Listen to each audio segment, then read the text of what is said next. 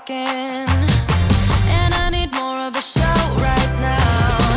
It's time that you made your mind up, 'cause lately all it ever does is change. Feels like we're only talking, going round and around, back around. I will fight like no other every day. I won't stop like the others. I will stay. 'Cause now is the right time, and I'm feeling alright. I'm playing your game like I know I can win right now. You got me up tonight, 'cause loving you is like I'm walking a tightrope so high. I won't be turning around, no, I won't be turning around. It's the right time, I'm feeling alright. I'm playing your game like I will win tonight. I think I'll do it on my way. I'm gonna show you what I'm going through, get you out of your comfort zone, 'cause I need more of the truth right now. It's time that you made your mind up, 'cause lately all it ever does is change. Feels like we're only talking, going round and around, back around. I will fight like no other every day. I won't stop like the others. I will stay. 'Cause now is the right time, and I'm feeling alright. I'm playing your game like... Yeah. So that's really what it comes down to. Killing players is what I know.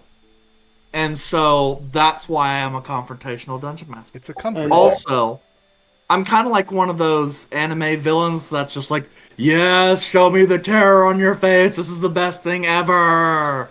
So, how do you gauge that level of success? Because you don't really kill any of our characters. So, but see, that's He's what I'm not saying. happy, It's more is what like, he's saying. No. What I'm saying, it's the stress, right? If I kill you guys, then it's done. I can't harvest any more stress from you guys. So it's more about trying very hard to push you guys up to the line without going over it. So we're taking the Monsters Inc. approach. Gotta harvest. Yeah. I mean, you guys have been in my combats. I mean, you know how crazy that is. Oh, yeah, Easy combat? Unfortunately, we do. Yeah. Hey guys, welcome back to Tuesday Dungeons and Dragons. Beep, beep, beep, beep, beep, beep. So, Well, not here. oh, that's true. Pay no attention to the man behind the curtain. I don't know what you're talking about. That's precisely my point.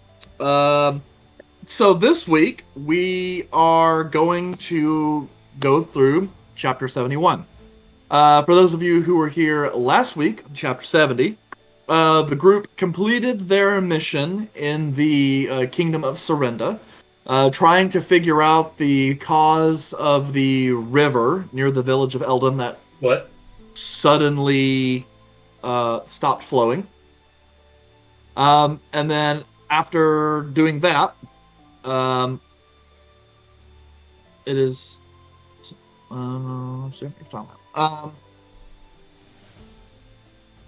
people are... Okay. Never mind. And then you guys returned to Coruscant, taking up another job from the Adventurers Alliance there to help out a local businessman named Sirius Hawthorne, who is the owner of the Hawthorne Mercantile, in hoping that you would deliver a payment of a debt on his behalf to a loan shark named Quintus. A rather exorbitant amount of money, actually. Upon leaving Sirius's place of business, the Hawthorne Mercantile, you spotted two individuals that appear to be members of the Spellbound Flame. Your party at this point decided to divert, with half of your party returning to the Cursed Arrow, and the other remaining around the area to see if perhaps they could follow these individuals. So that we can go ahead and get this done. Let's see here. just to remind, who stayed and who went? Calmac and I went back to the Cursed Arrow. Okay. And then Izal and Yandre went after the white-robed, spellbound flame people. The masters of stealth.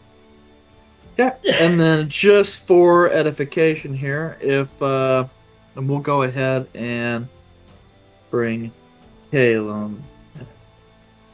I need you guys to go ahead and roll me 3d20s and let me know the results. Oh yeah. No, I don't want it from last This time. is like the I'm best fine with thing this. of the day. Just, oh yeah, look at that. 991. Okay. That's a terrible number. Way to go. Wow. Total of 52. I got 13, 5, and 1. And I got 17, 16, and 19. Okay. Comac? Elmac got 3, 8, and 19. Okay. And Kaelum? I didn't know I was included, so give me a second. I said Kaelum was included. Oh, That is fine. I understand. You're behind the curtain. The veil.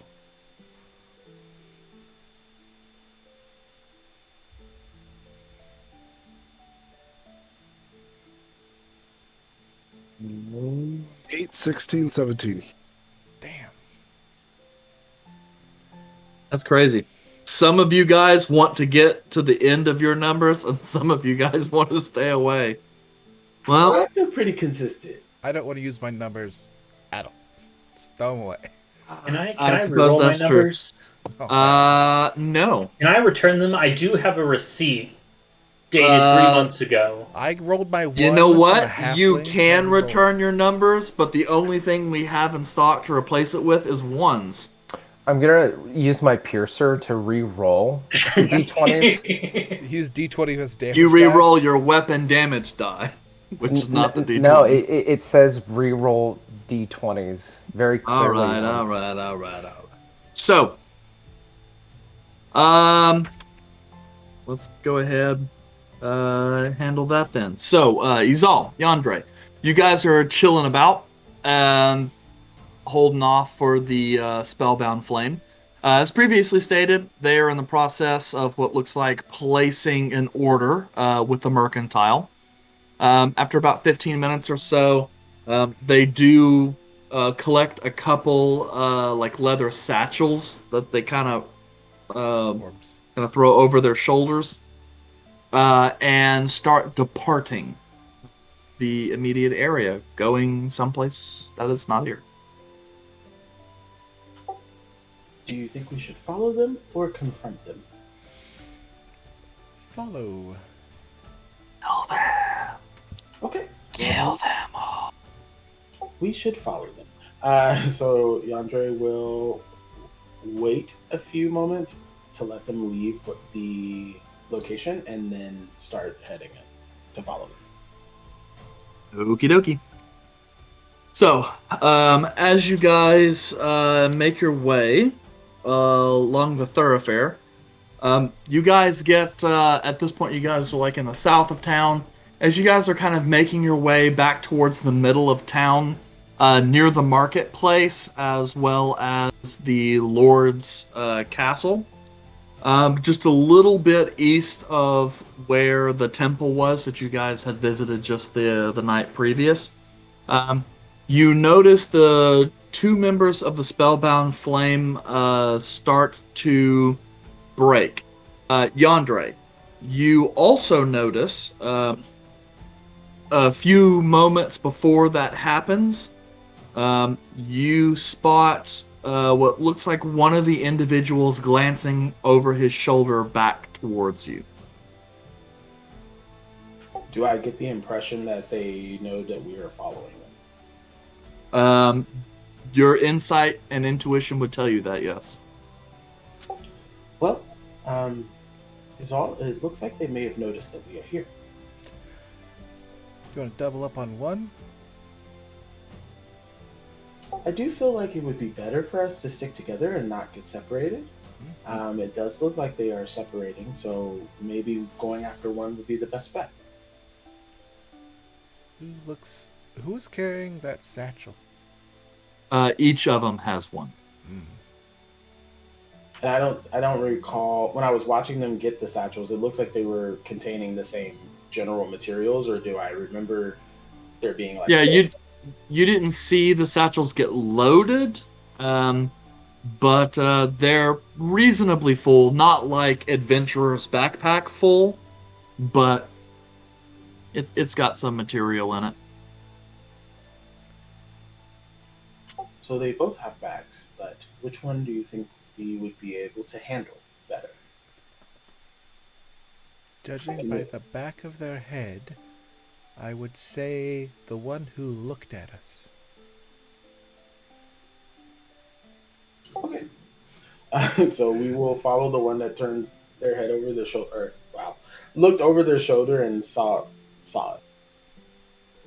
Okie dokie. So that would be the individual on the left who is heading west. So, as you guys follow that individual, leaving the other to continue along his merry way. Let's see here. Okay. So, about a half hour goes by before Yandre, you're kind of looking, and it appears as though you've been at this street corner before. It's hard to say, so much of this place just goes up and down. But as you're kind of moving past this place, it looks like a confectionery, and you start to see like some big candy and lollipop displays. You're like, I definitely remember that, as if you guys are just going in this big circle. Well, it's all it looks like we're going in a circle. Damn. They know we're following them, so we might as well just approach them. Is the person still within sight? Yep. Other than occasionally peering back to see whether or not you guys are still following him, he appears to be keeping his distance, not changing anything, so long as you guys don't get, approach. As long as you kind of keep your distance and following, there doesn't appear to be a change. Best way to get their attention, I would say, I will wave at them the next time they look back. He's like, hello. So I go like, hey, Okay. 1 second. Okay. As you kind of wave at them, and the next time, the figure stops. Do you close the distance? Yep. Okay. As you start to close the distance, the figure kind of rounds on you and kind of looks. You see him kind of reach into like his robe just a little bit, as if he's going to reach for something, but does so slowly, deliberately, and as his hand sits in there, he leaves it. As if to reach for a weapon, but not yet brandish it. Hello. The figure's just kind of looking. What is it you want? I was just wondering where you got those ropes. Kind of looks a little bit.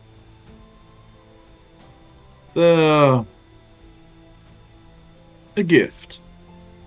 One such to distinguish the society that I'm a part of.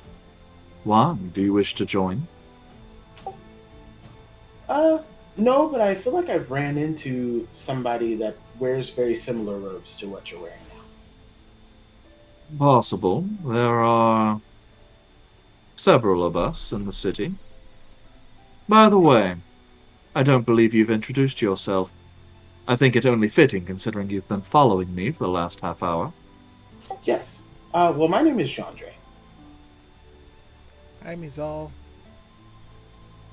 Kind of looks over, regards you. I am Kano. What is it I can do for you? Well, yes. Like I said, there were people that I ran into previously that had very similar robes to the ones that you have. But they were different colors. Were they red? Right? Yeah, slightly different. Are they part of this society that you work with? Possible. We have a number of members.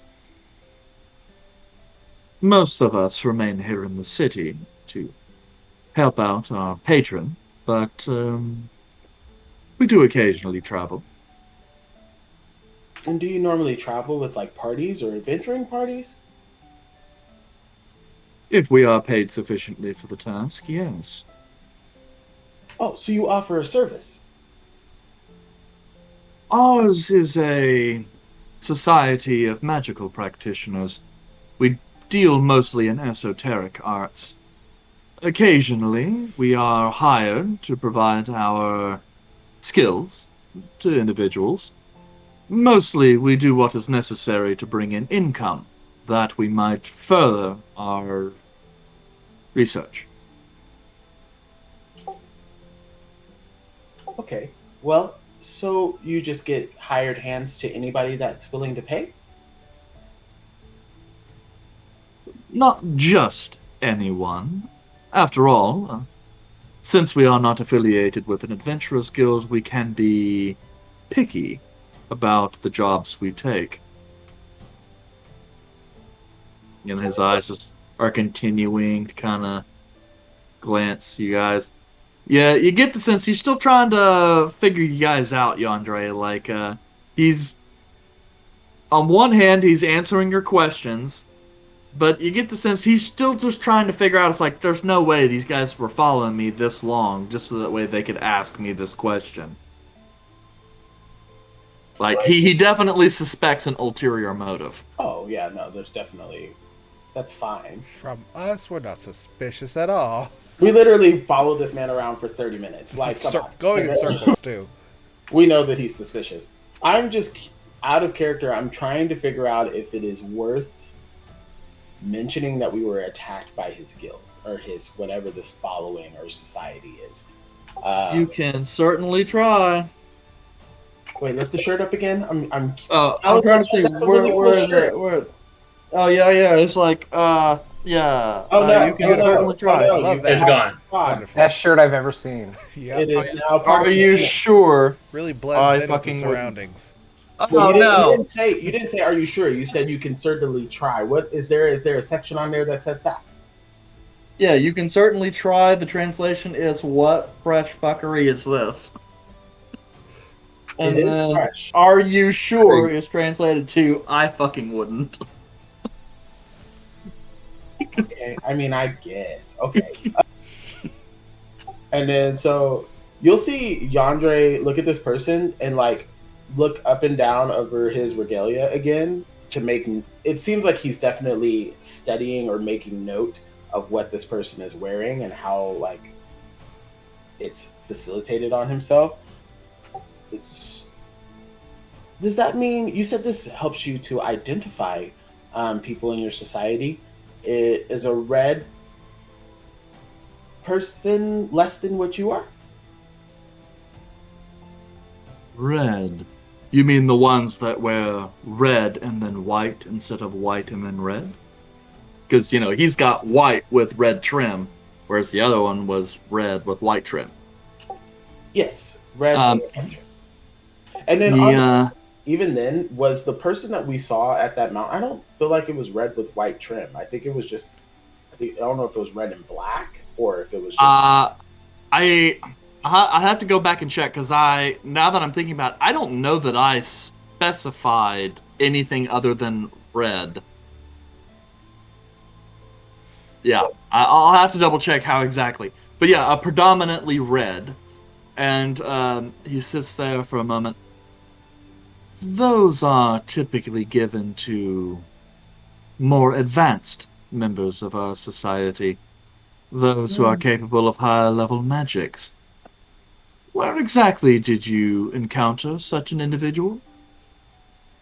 Where were we? Because we You're were. on the southern coast of this alcove, I'm pretty sure.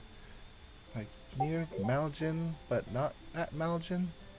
Is all saying that, or is it you That's just telling me? me. I have a terrible Yeah. accent. Um. So, where in comparison to where we are right now and where we met that first spellbound flame, how far off are we? Pretty far. Well, yeah, because you guys met him in the western edge of the Nepsa Valley. So if you go to Kyoso, which is Southeast down of to where the we're at right southeast of where we're at, you'll see another little castle southeast of that. We ran into them a little up in the mountains. Yeah, so you guys would probably be about 120, 130 miles, something like that, Pretty far. away. But not We're at out of Coruscant reason. now. Yeah, you guys are in Coriston. So with my knowledge of the area, and we've been to Gerlin, right? Nope. You guys went to Malgian. Malgian, that's what it Yeah. is. Yandra's gonna look back to Izal and just say, and then look back to the person we're speaking with. We saw them in the south when we were venturing through the mountain ranges.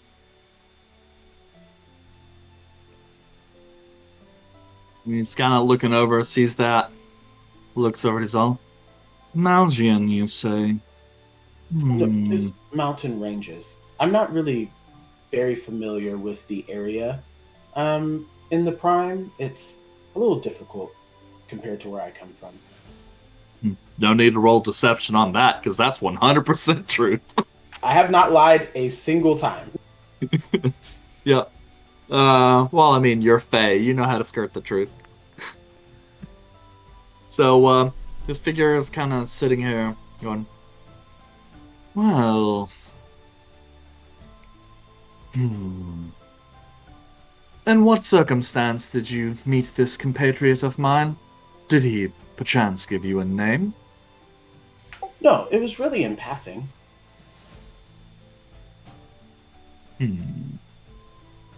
Well, was it just the two of you, or were you perhaps with a group? Oh, well, we traveled with a traveling party, so it could.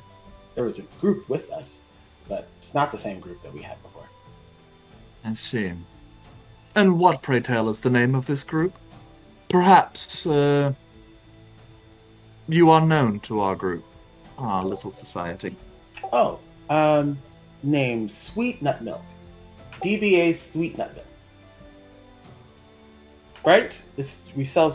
Well, you don't sell the sweetest of nut milks, but you went by the name Sweet, right? It's really S&M, but like that's like the code, so you probably shouldn't constantly say it because it's not.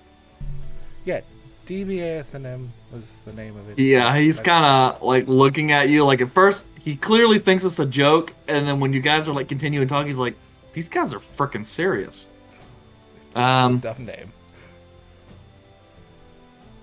But he kind of sits there and goes, "Well, I can't say I've heard of you. Still, if perhaps you would like to come to our little society sometime, provide us with some employment, you are free to do so. If that is everything, should be on my way." Oh, well, where is your society at? So that way, if we are looking for a job in the area, we can come find you. I see. Well, actually, let's give one. What is this, guys? Because we just happened to see you. I mean, otherwise, we wouldn't have known anything about Scroll, you. scroll. He's a scroll. Oh no. No. I'm scrolling down. Scroll to the noble households. Let's see.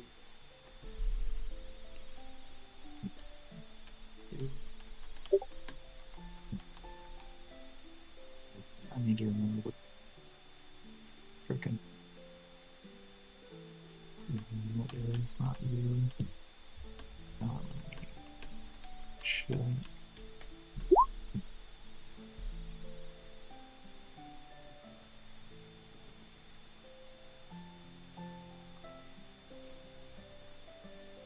Should have had this. These things in my notes. Water.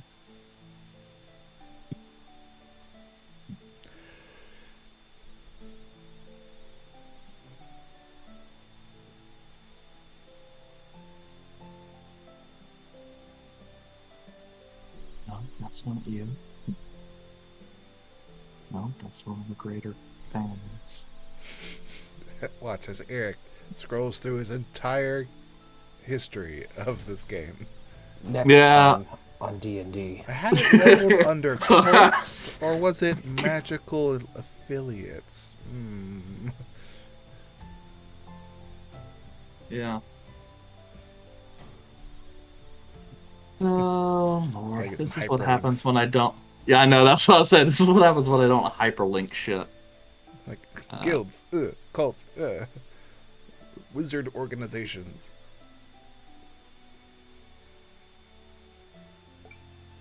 Okay. Yes. There we go.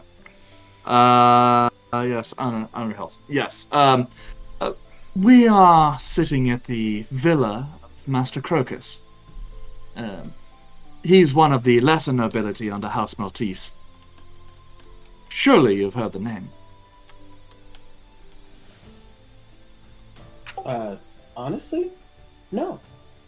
Again, I'm new to this area and haven't really been around in the Prime very long. And you said the villa where? Master The Crocus. family. Yes, is Lord Crocus. Uric Crocus. He is loosely affiliated with the Maltese family here in Coriston. Old money, you understand. He and his paramour putting us up, so to speak. Patrons of our endeavors.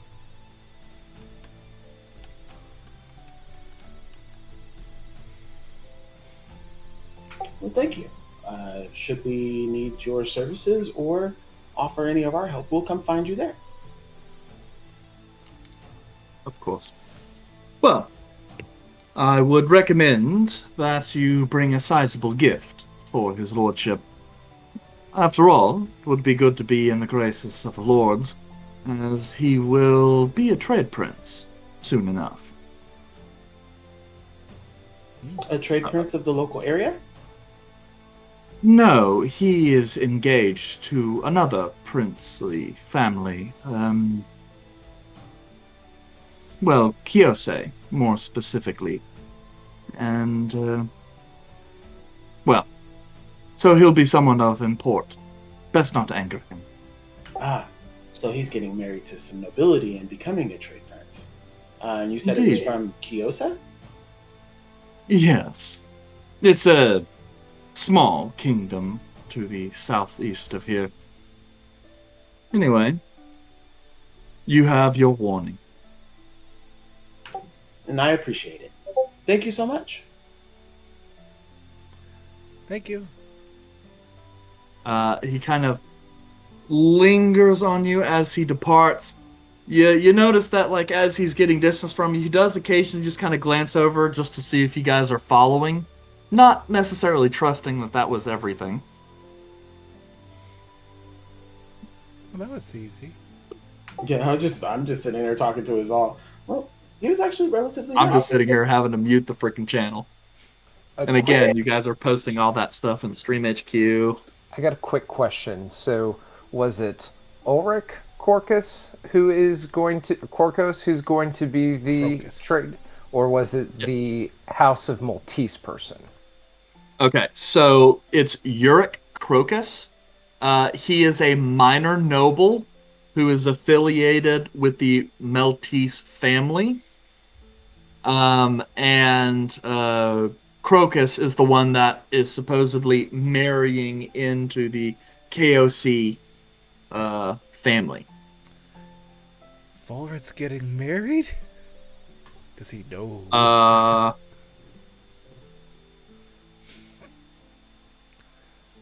Okay, well, I didn't really get a chance to type all of that out, but it's basically the Spellbound Flame is being supported by House Maltese. Lord Uric Crocus is supposedly going to become a trade prince relatively soon because he will be marrying into a house from someone from Kiosa. Is that correct? Yep. Damn, Eldwin not out here already. Well, he's probably older, which means he would probably step in front of the younger person. But yeah. Yep. Let's see here. I'm gonna go get some candy. Yeah. We did walk for quite a long time. Did you want to go back to the Cursed Arrow, or did you want to go get a drink or a beverage? We passed by that one stall like 5 times. I figured we'd just stop by there. Oh, the candy place? Yeah. Let's get some rock candy. It's a dwarven favorite. Yee. I guess we will stop by the candy place, and then from there make our way back to the Cursed Arrow. But Yep. Pick up however many coppers of candy you want. Is there speaking any particular candy that you were wanting to pick up from this place? I'm gonna get some green granite rock candy and some puff pumice. Joke's on y'all. They just colored rocks. These are good. Yep. He likes the pop rock. He's like, yep. He's like, reminds me of the powder. It's like, what is it? Yeah, we used to just put gunpowder on our tongues, you know? Just, Well, sometimes we've added tobacco. I'm gonna yep. drop 20 copper. I'm gonna give you so much candy. I will drop 2 copper. Yeah, well, Britmix Studios, if you can find some dwarven candy to include in the adjacent with Jace. I need a jar of candy now. I'm just gonna put it there. Yeah. So that way it can be included. Anyway, speaking of the Cursed Arrow, Kelmac, Vulred, as you guys return to the Cursed Arrow, you guys are somewhat surprised when you guys look in and see Kaelum standing at the bar speaking to the bartender. He looks a bit travel worn. His hair, hair a little bit disheveled. And looks like he hasn't had a bath in a little bit of time. But appears to be present. And now for the big reveal. Hello? Yep. Kaelum, as you are having a conversation with the bartender, giving him the descriptions of your friends, hoping beyond hope that this is the last bar, as you've been to so many of them already, you have your name called and glance over to see 2 of your compatriots walking in. I look over. Hey! Kaelum, you've rejoined us. How were your travels?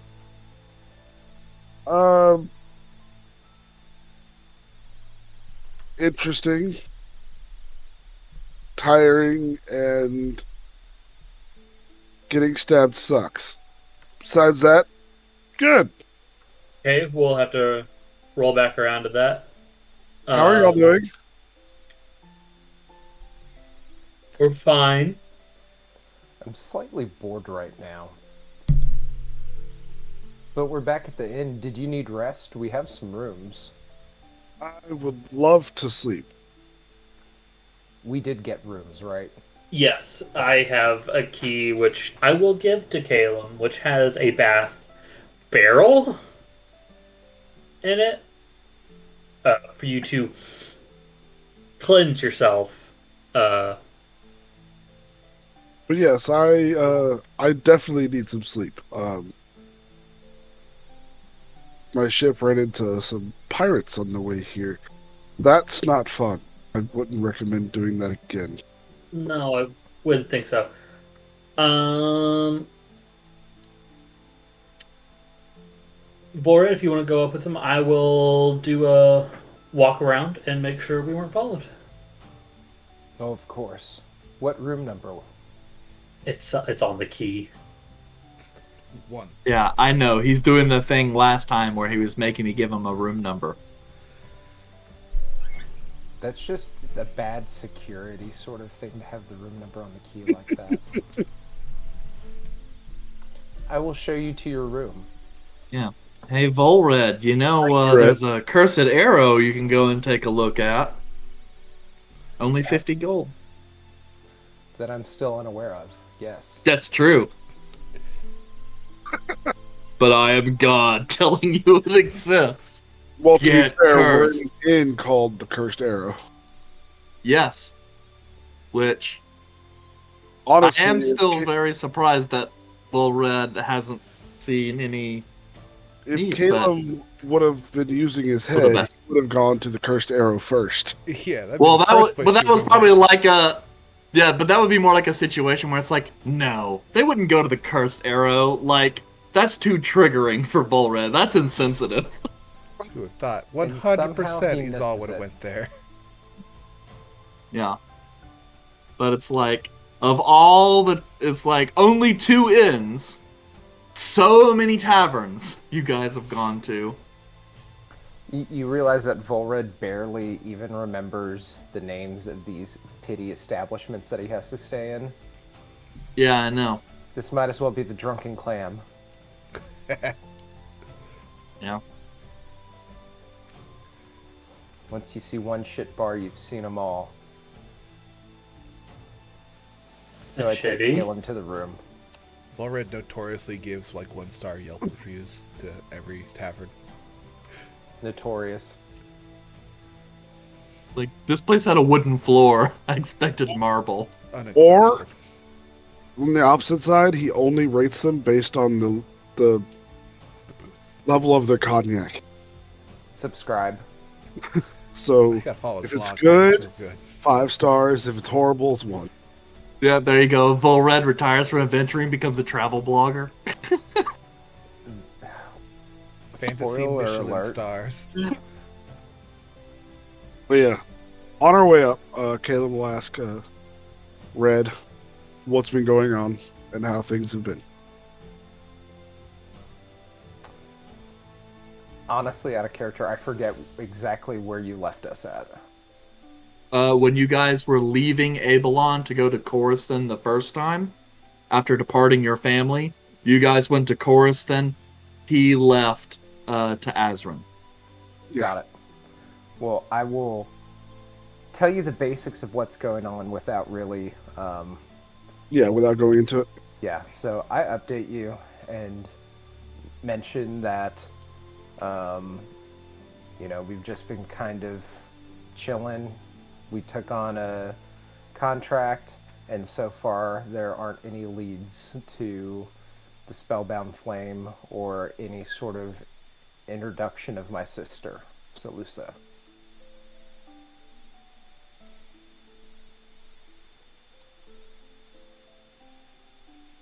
Well, it sounds like you guys have been busy, or trying to. Yes, we're just right now working some minor deals as we see them, trying to get closer to any individuals who might be part of the Spellbound Flame. But unfortunately, thus far, we've had no mentionable outcome of finding information on this organization. What are the others doing right now? Oh, I don't know. I know I wanted to come back to the inn and rest, but you know is all. Probably looking at some weapons that she doesn't need, or candy possibly. Who knows? She'll use the weapon once. You gotta give her that. And Yandre's in springtime right now, so he's probably not up to trouble. Summer Yandre? Gotta watch Summer Yandre. That's one spicy meatball.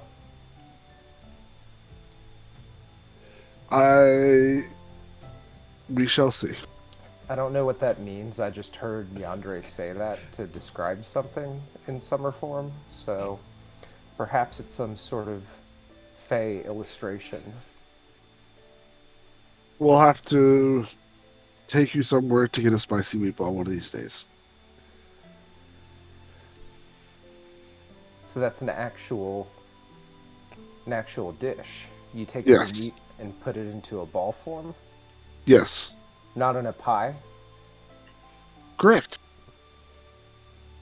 And this is common. In some places, yes. It sounds quite delicious. It is.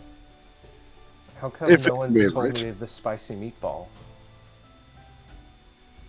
To be fair, in the environment that you grew up, how much new food did you actually try? Well, quite a bit of delicacies, but not a ball of meat. That's less of a delicacy and more of a just throw it together and see if it works. That must be why I'm ignorant on the subject. Yeah. But yeah, sorry I had to leave you guys on such short notice. I got pulled to do a mission to try and get someone away from a hostile environment. And it was better just to have me go instead of everybody because stealth was required. And not everybody is as stealthy as you are. That is true. It would have been preferable if you would have notified us in person prior to leaving, but I understand that sometimes you just need to leave a note. Yes. That was unfortunate, but I had to leave quickly. Understood. Well, I will let you rest, and when the rest of the party returns, given enough time for you to calm down and recuperate, we'll get the party back together and talk in more detail. Much appreciated. And then he'll go to sleep. Just lay on top of the covers and just go to sleep. I will disappear. As Vulred does. Mm-hmm. So, at this point, I guess that's about a little over an hour. Has kind of, or I guess about another 45 minutes after that. Izal and Yandere return to the Cursadero.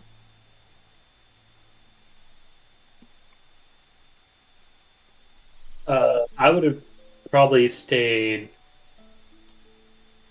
downstairs unless I see Vulred leave. But do I I did see not. Vulred leave? Okay. I see nothing.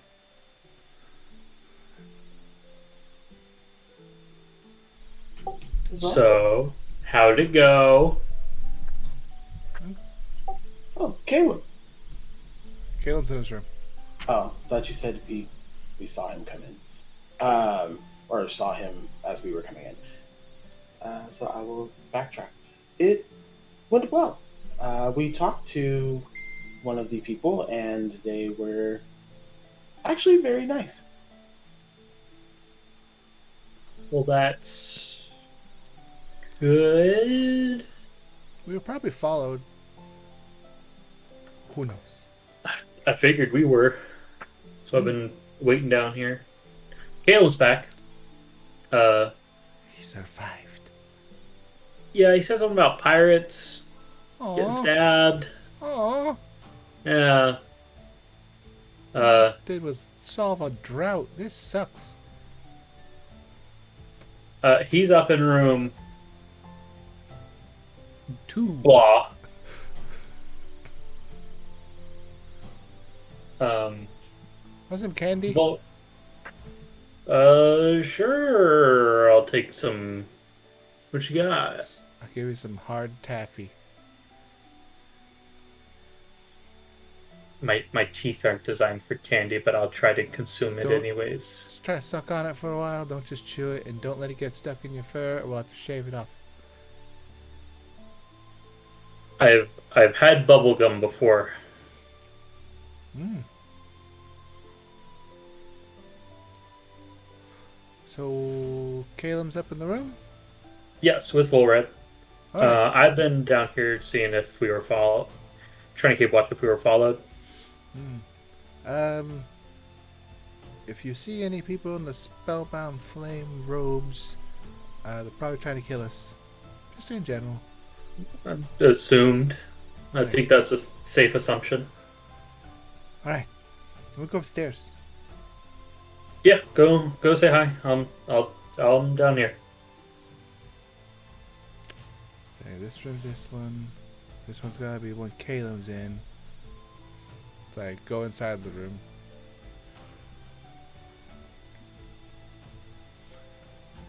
Follow me, I'll follow, because I'm going to go with. Is Kaelum asleep?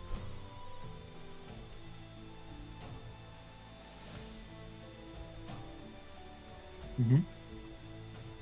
Cool. I'm gonna take a piece of like a Jolly Rancher out. I'm gonna suck on it for a second. I'll stick it right on his forehead.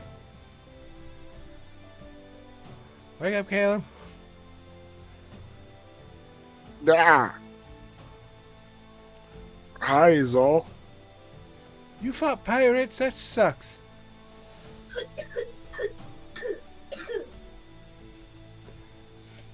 Oh no, we killed them! It's a coughing child somewhere. And brought back a sick child! Let's throw it at his all. I heard you got Barely. stabbed. I barely fought pirates. It was mostly the other people. I just assisted. I got stabbed at a different time. Man. But yes. I heard y'all got into some issues. Well, we took that quest to solve a town's drought. Turns out a waterfall eroded a mine shaft or something. We met the village elders. They said they'd fix it. Problem solved. There's an Umber Hulk and Vulred shot it to death. As he does. Yeah.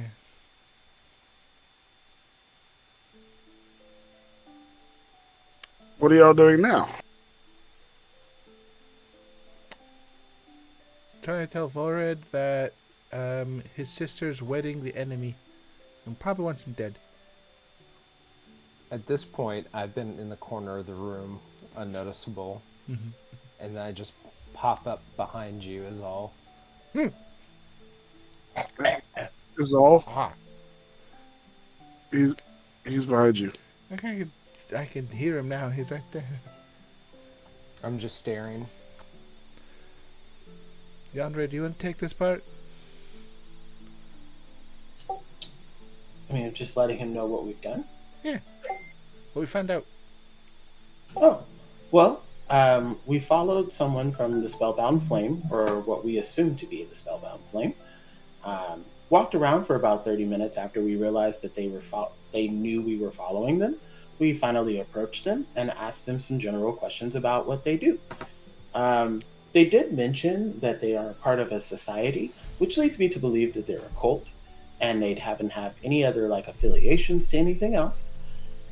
Which, to my understanding, you should be very familiar with cult and cult activities, right? No. No? No. Oh, is there somebody else in your party that is familiar with cult activities? That's Kaelum. Oh, He's part of a cult. I'm not in a cult. Well, his- Sorry Come about join our cult. It's not It's a not a cult. God's dick. He's right though. Well, so we found out that they seem to operate like a cult, and they are protected by someone from, is it House Maltese? Mhm. Maltese? And I look over it as all. Mhm. Yes. And then someone that is a lower ranking noble named Lord Ulrich Crocus. Lord Ulrich Crocus is getting married to someone from the city of Kiosa, which is where you're from. So, just someone from Kiosa? Well, they didn't give us a name. It was kind of weird to ask them specific information when we just followed them for 30 minutes. But they said the marriage would make them a future crown prince. So Trade prince. trade prince. So this is where Salusa comes in. Unless he's marrying you. Or your younger brother. I just stare. Right. Probably Salusa then. I mean, my father said she was looking to be wed, and we show up to the town she's supposedly at and find an enemy who says that their benefactor is marrying into Kiosa. I think it's pretty clear that this is Salusa we're dealing with. Sounds like you have a pretty firm grasp on it. I mean, I know I'm not the smartest one here at times, but all signs do point in that direction.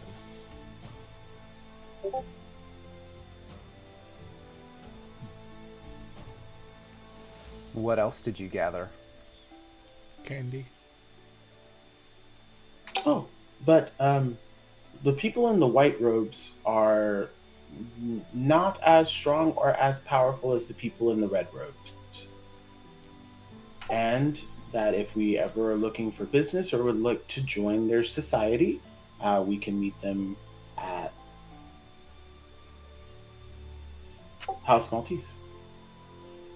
Crocus. Focus. Sorry. I thought it was the House of Maltese that Crocus is. Being So- hosted by. They're they're affiliated. It's so there are four major houses in Coriston. House Coriston, which governs House Olowin, House Maltese, and House Deldrock. Got it.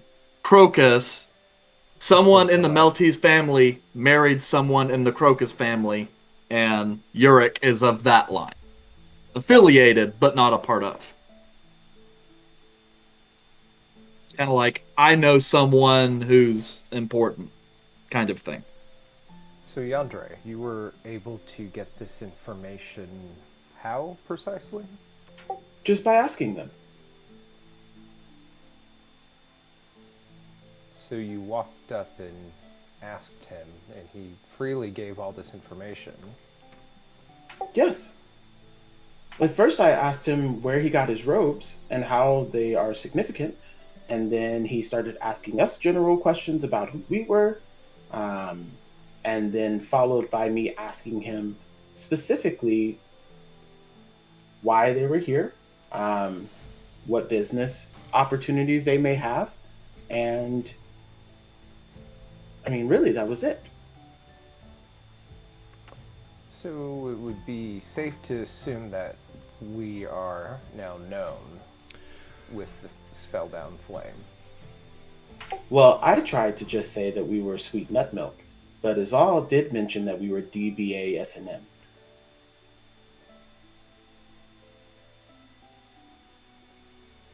So we've revealed ourselves, essentially. Not necessarily.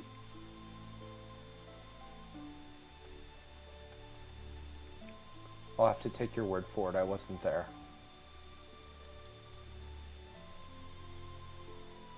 Still, we should probably be careful, even more so. Hey, Kaelum, I got something for you. I meant to give this to you after we got done with the whole saving young Vulred's family and stuff, but I forgot. But pull out the book. This is from the Spellbound Flame dude. You're muted. Oh, thank you very much. I'll have to look into this and see what it holds. And I'll see if any of it can help us.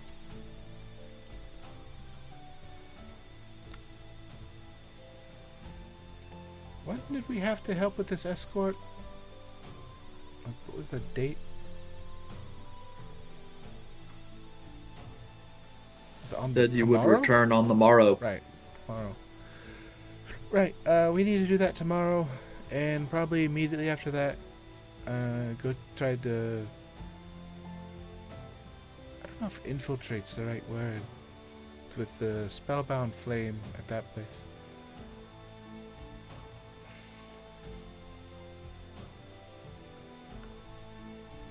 So, is there anything that anybody intends to do tonight? Sleeping. That's about it.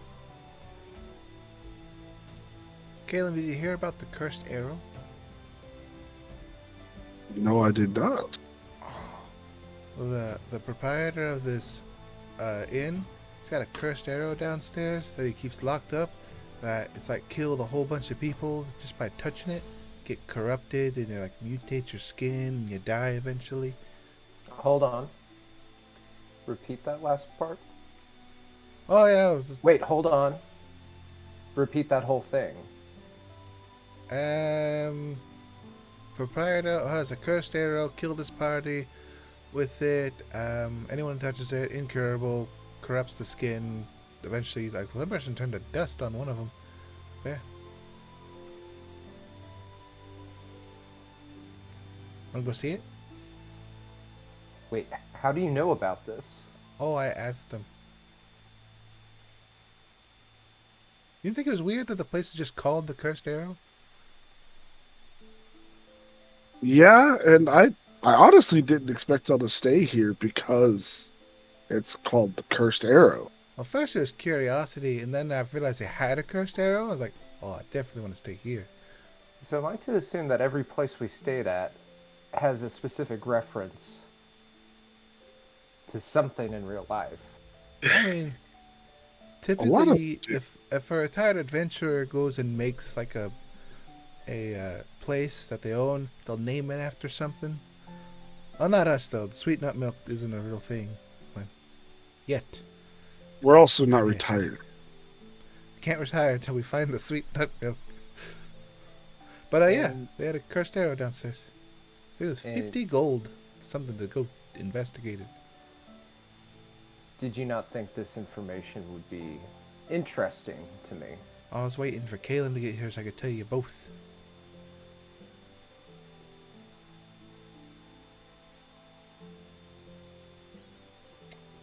Let's go see the arrow. Yes! Been waiting for y'all. And I just storm off. Great. Vulred got in a better mood and you went and ruined it. And oh, by the way, as we leave, Kaelum, Vulred has a bunch of your money. And we go downstairs. Wait, who has my money? Keep going. I've been waiting to see this cursed arrow since I found out about it. We're just So, downstairs. you guys head downstairs towards the innkeeper. After a couple moments, the tall male halfling man named Jeffrey kind of comes out. Jeffrey. Takes a look at you guys. Yandere, you can kind of, from where you're standing, you can kind of see in the back area just a little bit. You notice what looks like a very kind of small red dragon that appears to be on a little bit of a perch that seems to be sleeping, and you see like little puffs of smoke coming out of its nostrils. Oh, it's a real red dragon. Yep, like looks like a tiny little one In an inn? in an inn. A red dragon inn? Okay, I understand how that sounds now, but I thought this was the cursed arrow, Eric. Yeah, Uh, no, it's the red no, no, dragon no. inn because there's a red dragon here. That's how the rules are made. Yeah. no. This guy should really But, branch out. Jeffrey in the second comes back out, takes a look at your party, and goes, "Oh, well, I see your friends come in. I was told he was asking about you guys. So, let's see if I'm guessing you guys need another room. No, they want to see the arrow. Kind of looks around. Hey, what? All right. Comic, we need you over here. Kind of looks around and goes, it's 50 gold. I walk up and just drop money. yeah, not even said anything. I just walk up. Here you go, transaction over. He's just gonna go hand it over, and he's just like, "Oh, okay." Kind of looking over at Vulred, a little glum. Very well, let me go grab that. And then you hear him kind of go up and go, "Oh, excuse me, Mula," and kind of comes back out with this long, kind of slender, like oak case that's kind of banded. You see, it's got like two of the iron bands meet in the front with these locks. He kind of sets it down, slides it off the side. Oh, remember, and he kind of looks over. I told your friend here, but no touching.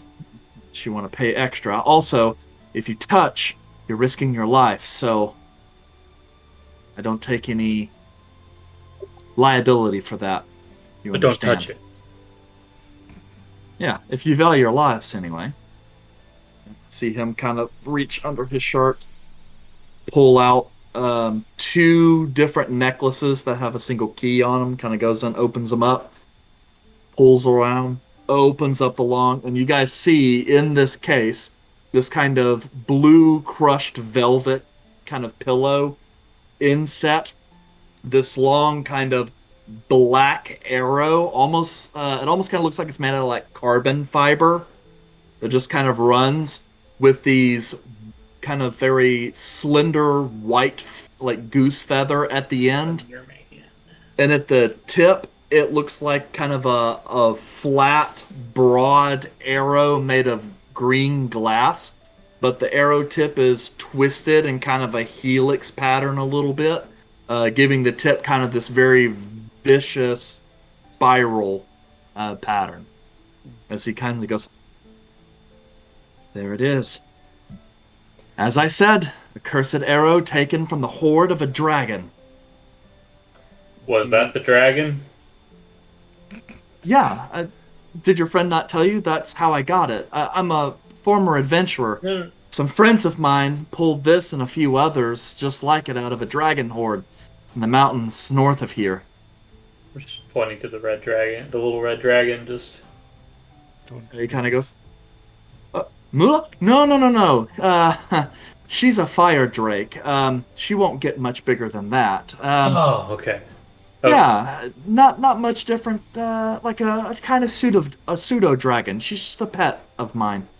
But yeah, I mean, we pulled it out of a dragon's hoard, and no idea where the dragon got it. But yeah, story.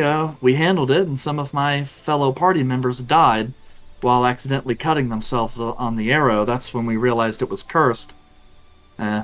So. Well, What if it happened wasn't... to your friends? How precisely did they pass? Well, one of them went mad. Slowly but surely started seeing things that weren't there, pulling their own hair out, insomnia.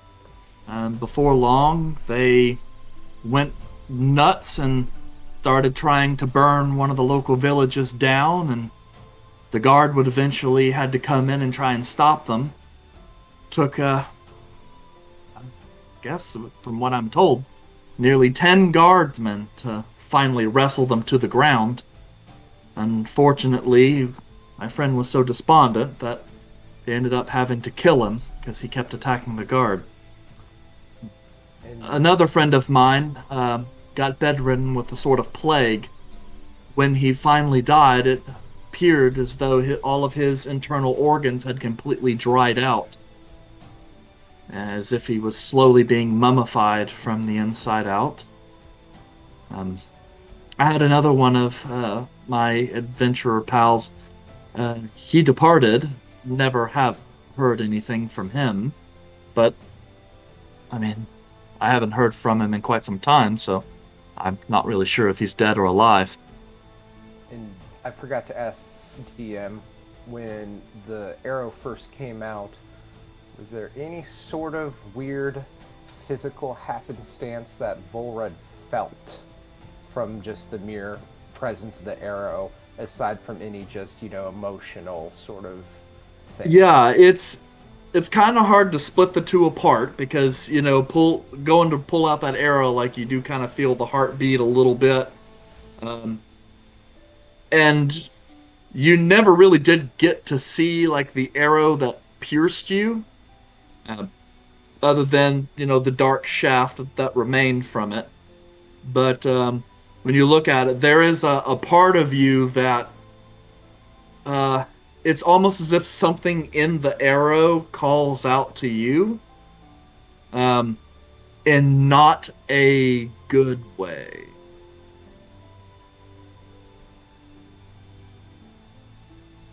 Yeah.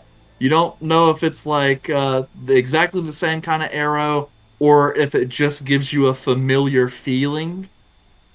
But it's enough for you to kind of feel your pulse start to thread a little bit and get some goosebumps and a little bit of shaking in the hands.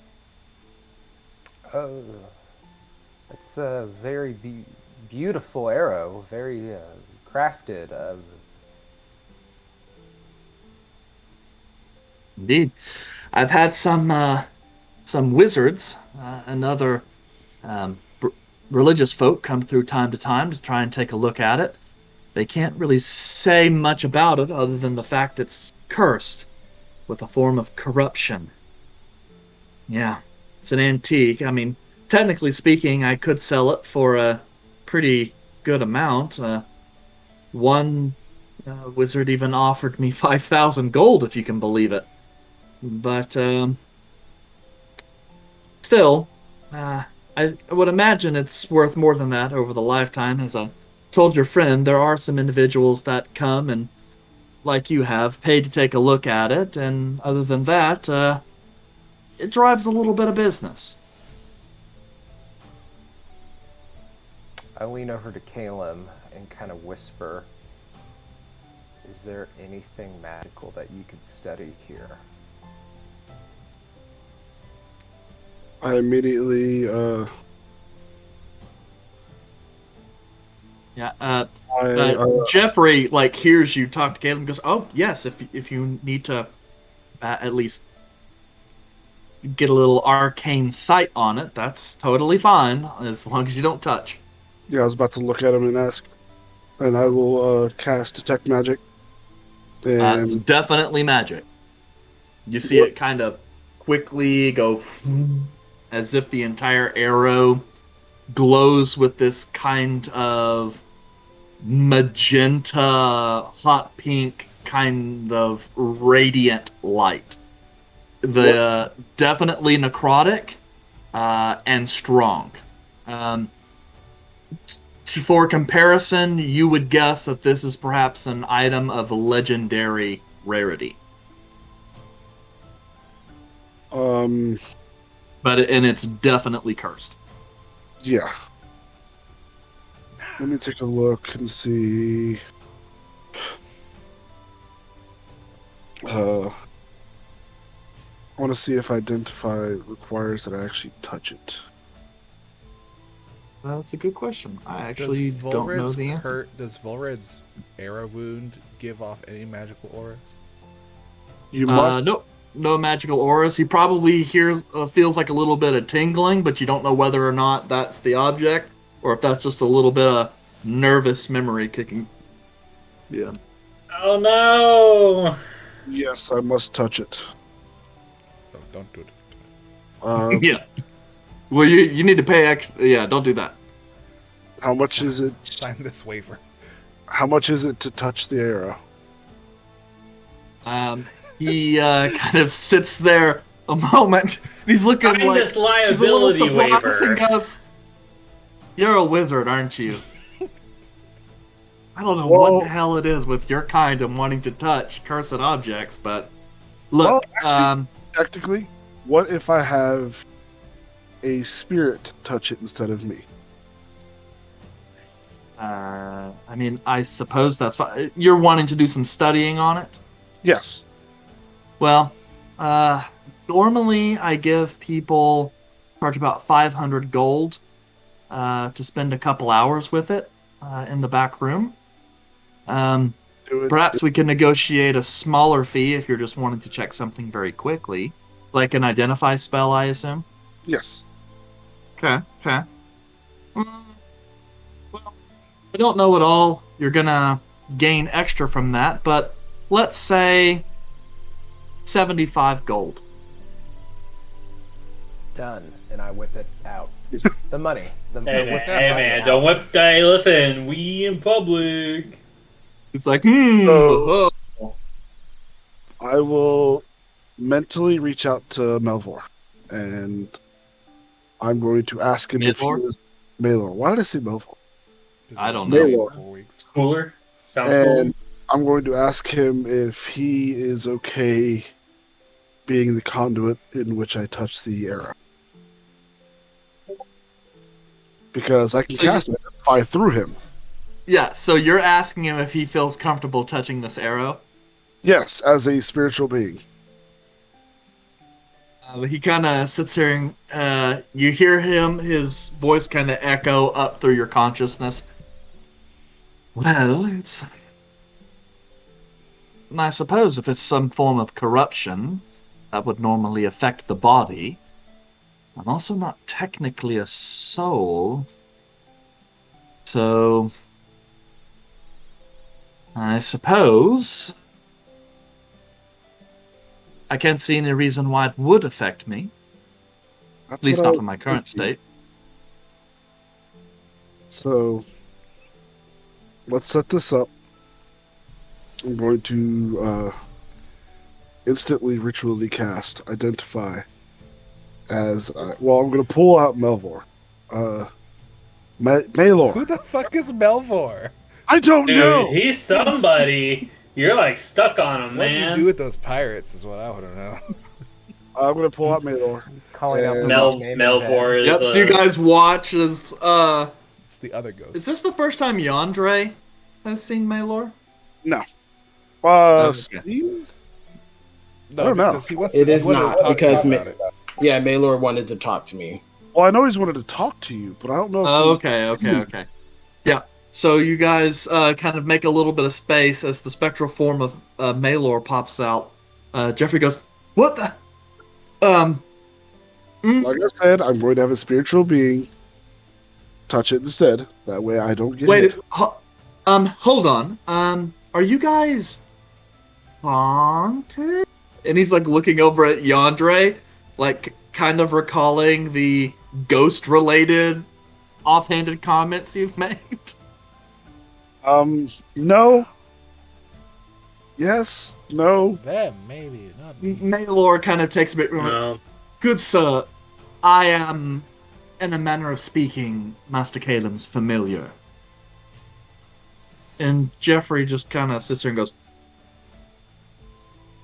"Oh, that is cool. Former adventurer. I have never seen that before. Huh. Most haven't. It's less impressive the more you see it, to be honest. Get him to shut up. the I problem. mean, I've met a lot of wizards. No one has ever managed that. I mean, I've heard of sentient objects before, but summoning a ghost of pure consciousness, that's... He kind of sits here and looks out and goes, "You know what? I got a deal for you. I'll give you back the 75 gold, and I'll let you examine this for free. You can take the full 2 hours. But you gotta explain to me how that works. I'm curious." I will do my best. And And I will tell him about it. And I will say I will talk to him afterwards. And I will grab Okay. the $75 and just Dollars. I'll grab the 75 gold and just pass it over to Kaelum and be like, here. Thank you. And Oh, wait, then there's more. How much was it 300 or 150? I forget. It's 150. And then I give you another 150 gold. This is for other stuff. yeah, Other and you stuff. sit here and you kind of watch Jeffrey watch this exchange of money go back and forth, and you can kind of see in his eyes, like, you get it as all, like, this is the look of someone who's starting to kind of regret retiring from adventuring work. Good money. But it's a lot Oh, less that's a lot dangerous. of money. A lot less dangerous. Yeah, being he's a just like, tavern. he's like, Yeah. okay. And he kind of reaches forward, closes the box, then kind of reaches over, opens up the. I actually don't know the proper name for that door, but like the little bar door. yeah, the bar door, and lets you in the back of house, and then kind of goes and closes it. You can get your friend back whenever he's ready. And Jeffrey kind of steps down from his stool and kind of leads you into the back room, sets you up, sets you in a little spot next to Mula, and then kind of makes his way back. Yes, sir. Has anyone been cut if they're touching it with gloves? I'm just gonna put up my gauntlets, just like. He goes, no. As far as I've understood, it's really just bare skin. I mean, it's not as though it has a supernatural edge that cuts through anything. It's just you don't want it to touch your skin. Okay, and I'm just gonna take my gauntlets off and just. I'm just gonna go give him these real quick. I'm gonna give you my gauntlets These because your spell should work. Oversized gauntlets compared to him. Listen, do you want him to touch it with bare hands? He's gonna touch it with ghost hands. Oh, Yep. yes. He's not I touching forgot. it. Maylor is touching it. Reverse that. I forgot. He's all explaining. He's like, he's not touching. It's a ghost. You went there for the ghost part. That's Yeah. like the main. Oh. He needs to learn how to be tangible. So, Kaelum, do you possess a pearl worth at least 100 gold pieces? Wait, of course you do. You've got one from the ruins of Maelstrom. Yes. The underwater. Need Yep. any more pearls? I think I got one more. So, yep. So you're gonna cast Identify? Yes, I am. I'm going to cast it through Malor. And I'm going to instantly ritual cast it through my feet. Hearing the conversation in the background, I just whispered to whoever's next to me, we should have collected a pearl necklace back at the palace. My father gives them to Mother all the time. Or... Okay. Anyway. You cast Identify. You cast Identify through Maylor, and as he kind of sits there, you guys watch as these sort of, as your eyes kind of glow with the arcane light. You watch as if this kind of like exploding, break apart, layer upon layer upon layer of magical pattern, kind of extends out before you, and you get kind of looking through some of the different traceries and patterns of magic, trying to figure out what each piece is and how they all intertwine. This item is definitely magical. It is exceptionally powerful, legendary in rarity.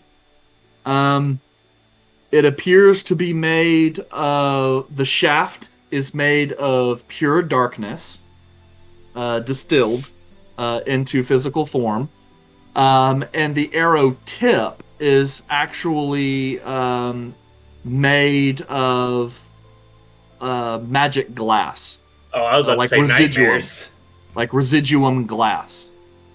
And the green color comes from the magic that was used in order to craft it. Definitely necrotic in nature.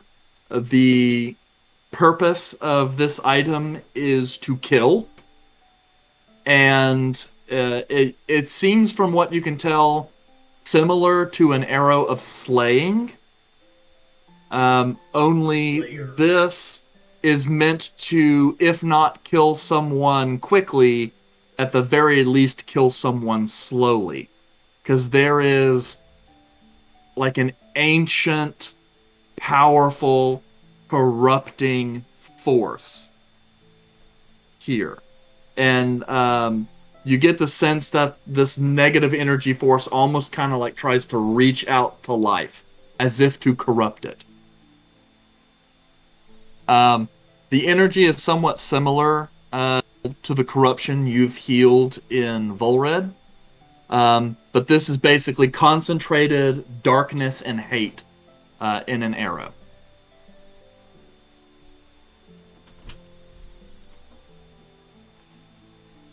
I relay that because that is insane.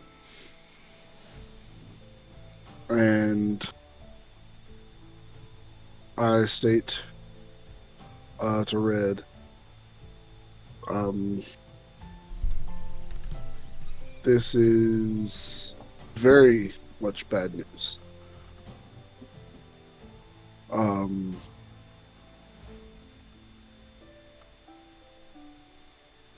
Do I know,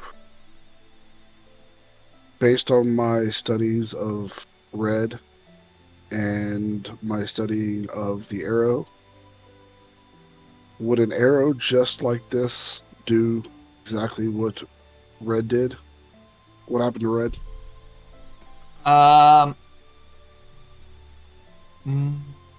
Roll me an Arcana check. I could do that. We'll see what all you're able to glean. We're going to drag Jeffrey back into adventuring because we're going to say, yeah, there's more arrows like this out there. And he's going to like,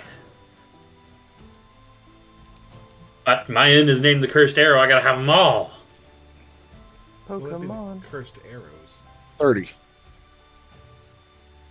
Yep, it's definitely that time. You guys are starting to hit the 3 zeros area.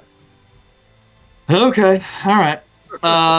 So yes, going through, it curses and corruption is not your forte, but the structure of the magic that this uses is very much of a similar kind that affects Vulred.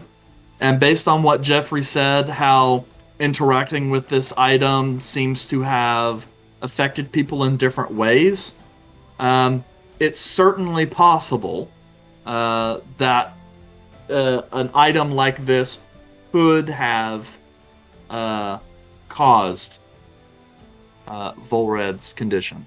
Not sure if that's it, or it could be an arrow of a similar kind. But Yeah. yes, lot of similarities there. Perhaps they're connected. So I will also relay that, saying there's no guarantee that an arrow exactly like this is what caused it, but based off of what I'm sensing, an arrow like this could cause the corruption that you are facing right now. I walk out and go back up to the room.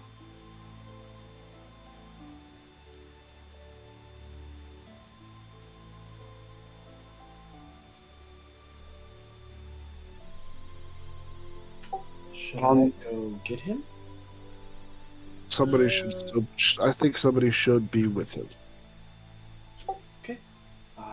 You'll see Yandere just kind of like absentmindedly walk back out of the room and follow after Vulred. Kaelum will then try and use Mage Hand to pick up the arrow and turn it on all of its sides. And I'm going to see if I can see any indicators of who created it. Okay. Let's see here. Roll me a history check.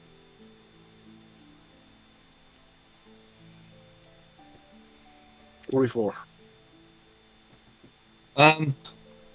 It's hard to say. Definitely finely crafted.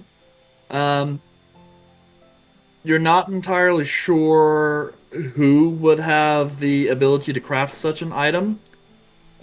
Certain aspects of it, such as like what looks like goose feather and just the generally longer shape. Also, the sort of craftsmanship of the helix top leads you to believe that it could be elvish, or perhaps a variant of that, like drow. Or perhaps it's not even from this world and comes somewhere from the Shadowfell.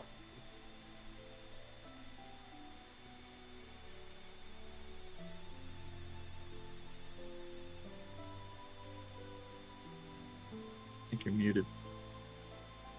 So no associations that I would really be able to make based off of my investigation of that. Yes. I mean, also, like, with this kind of corruption, I mean, it's hard to say, because, like, to craft something this corrupt would have to... Someone very evil and very powerful would have had to create something like this. Or it's also possible that the arrow was corrupted due to it staying an extended period of time in a corrupted or desecrated place. As you know, items such as this do have a tendency to corrupt And absorb magic. and absorb magic and stuff like that. So So, off of that, are we in the area that this item has been stored? yes. Based off of that revelation,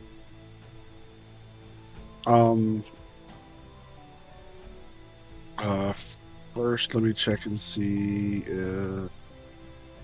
Yeah, you can see the interior of the box it's kept in is lead-lined and also seems to have a number of magical runes and sigils stamped within it.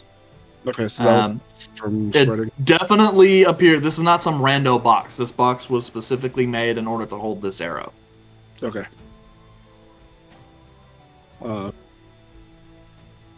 In that case, I don't really have any other inquiries into the item. Me personally, I'm going to look over at. I think it's just Izal and Kelmac, right? Yep. Anything y'all want to know about this before I put it back?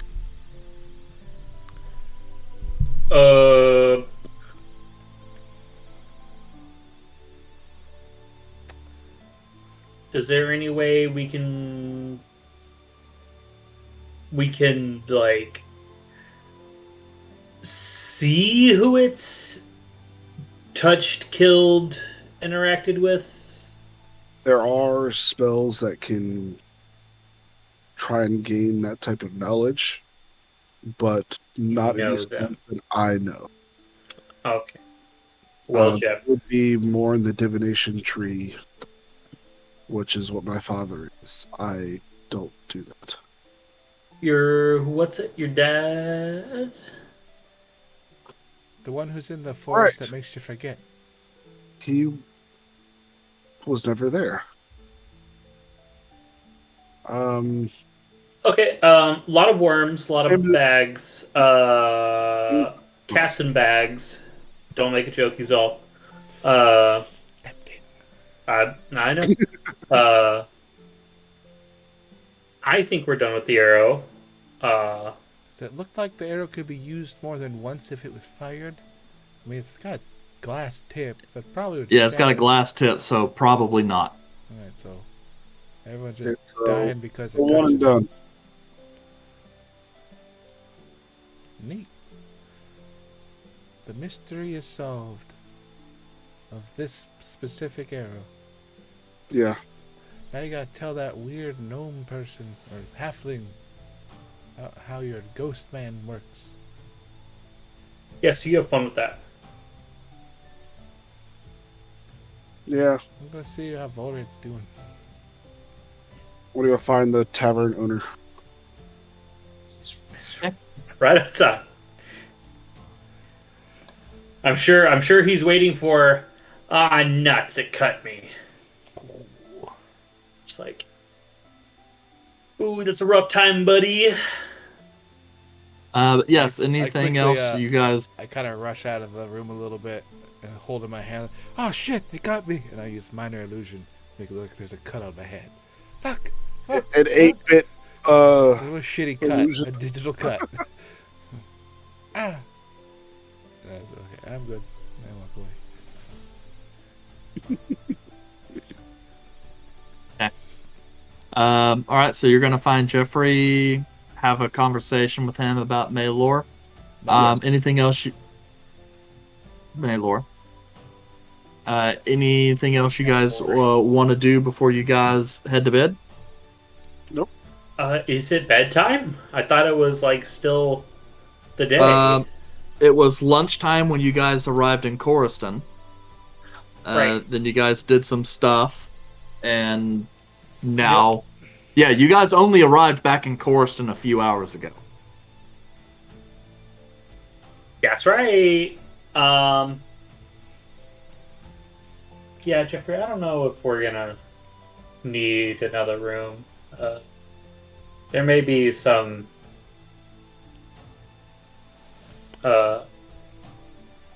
declining of staying here. None of your fault, but just some general feelings. Right. I understand. Well, you guys have the room for tonight, or whatever. If you guys end up needing to check out, just let me know. I'll get you. I'll just if everyone's going in the room and he's gonna talk, I'm just gonna like, if it's not late, I'll just walk around the block for a little walkie, see the town a little in the twilight hours.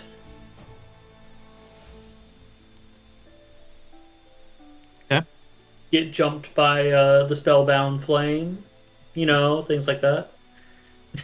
And what are the rest of you guys doing? Staying in the room so we don't get jumped by the spellbound flame. Or something like that.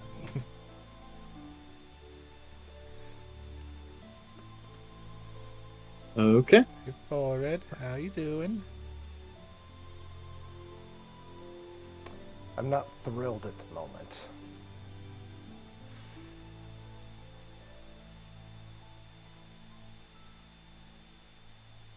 Do you want to stay at a different inn? No. It'll be fine. It was not a welcoming sight to see that arrow, nor is it quite good to feel that your sister is behind the spellbound flame, which has attempted assassination of the family. I'm at a loss for words.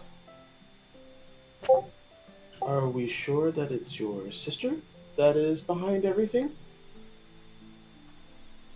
She's involved either way, and I don't trust her. Well, I had an opportunity to act as your advisor previously, and maybe I can offer some insight here. Go on. Well, I don't necessarily know that your sister knows that she's involved in this plan. We don't even know if it's your sister, really, but it does sound like it is some type of scheme to put someone in a place of higher success. And it sounds like this Ulrich Crowdis is heavily involved in that, trying to set himself up for a place to be the crown prince or the trade prince. I apologize, the trade prince. I'm still trying to come with terms of how easily that information was given.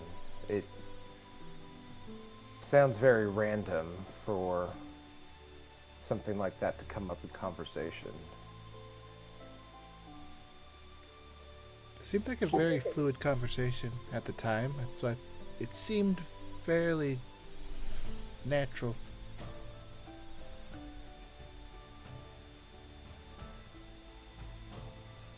Well, either way, I still don't trust what's happening right now. I expect to get attacked tonight. Same.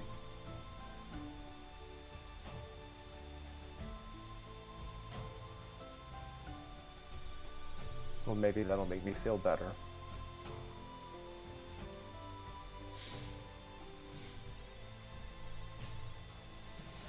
Okay. If we're attacked, it means we're on to something. And it certainly seems like that. But if we're not attacked, what does that mean? They're lazy.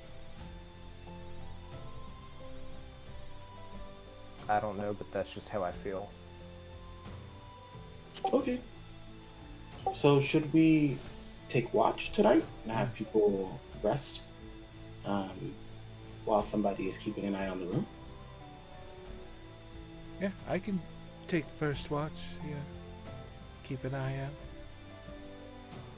And it is the agreement that after we finish this next mission to escort funds, we're going to go for the Spellbound Flame, because now we have an idea of where they may be.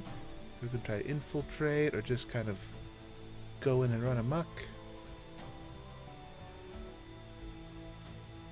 I feel like that would be really smart, but a lot of this is involving Master Vulred, so ultimately I think it would be his decision.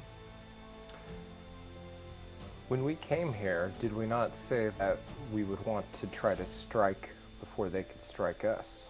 Yep. So why aren't we going straight to their source? So we have a prayer thing. I guess we could go tonight. Well, our contract is with someone who hadn't paid a debt in 2 years. What would the difference of a day or two be? Well, that makes us look bad. It also sounds like he had some sense of urgency since they stopped asking about the payment. He made it seem like even us asking to hold off until the next day wasn't more favorable for him. But what's more favorable for us? Attempting a first strike, or letting them come to us? I feel like we've been found, and time is not of the essence. I'm up for going tonight. Unless there's a strategic advantage in waiting, which if there is, now would be the time to discuss. The only advantage in waiting would be we don't know for sure if they found us out. So there wouldn't be any distinct advantage, and Kaelum would be then fully rested. He just got stabbed a little while ago, apparently. And he did just go downstairs and use a bunch of magic. That is true. We just got our wizard back. Would not be ideal to stress out his abilities so soon. I would imagine that the Spellbound Flame would probably investigate first before they preemptively attack, because then they are launching an attack on a establishment that is apparently well known here.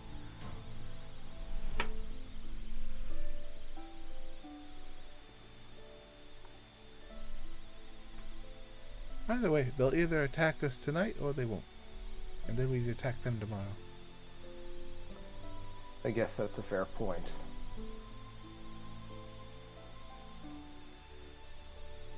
We can resume the plan to finish the contract tomorrow.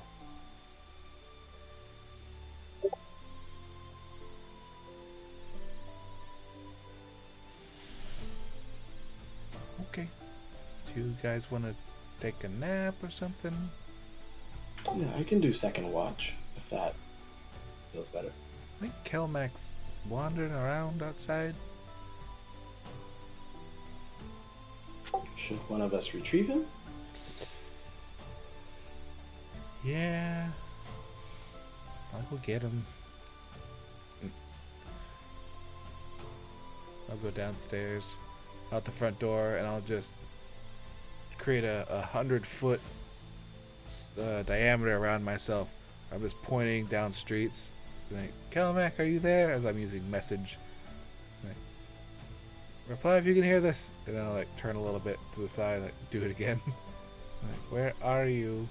Oh, that's a cantrip, isn't it? Yeah, and then I'll go down the street a little bit and kind of pop off Yep. again. Eventually, Answer you me. are able to get What? into Calmac's head.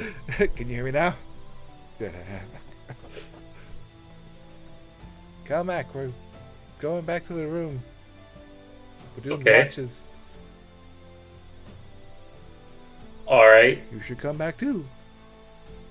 I planned to. I was on my way back. See you there.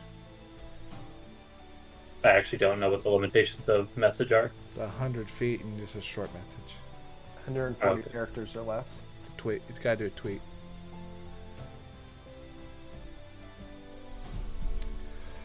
I go back to the room. Go back up. Look at Kaelum like, hey, you coming up or not? And then I go back into the room. Caleb's already been Good. gone. Kaelum's dead. Gotcha. We wouldn't know because we can't see Caleb. He's invisible. Go on. Kidnapped. That's because I am eating. We want to see. What do you eat? What do you eat? No, we don't need to. What is he eating? Yeah. Tacos! Nice. I said I was eating tacos You earlier. knew that. I wasn't paying attention. Anyway, so you guys head to sleep, but with your watch. Mm-hmm. Okay. You guys awake on the 35th day of the first seed, rested, with the smells of the morning meal wafting up from the large congregation room below, as breakfast definitely seems to be served. All right. Anybody die? Look around. Did I die? No. Oh, Damn. Well, it looks like we're all accounted for. Let's go get some food Yep. and head out. to get this got paid before somebody dies. So you guys are gonna head to the Hawthorne Mercantile. Mm-hmm. Okay. You meet back up with Sirius, and collect the money that was being owed, 2,250 gold worth. He counts it in front of us in the bag, correct? Correct. Because as you guys had requested. So as all of it is there, kind of signs off showing that everything is good. And then he says, well, as stated, Quintus can be found in the Well, a little area northeast of here. Bit of a...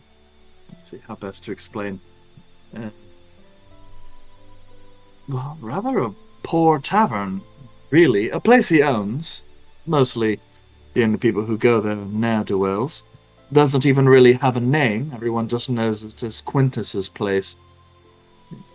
Still, and he gives you some directions and goes, it's there, and hopefully you don't have any issues. If possible, if he can return with something in writing saying the debt has been paid, that is preferable.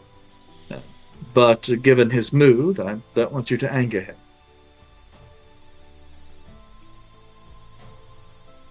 Okay. You got it. Alright. Who's carrying the money? Do we want to half and half? That way we can't As a get reminder, it that all is 45 pounds of coin. Just, wrong. if only there was some Hefty sort of load. containers all- or contraptions that could carry weight and reduce them.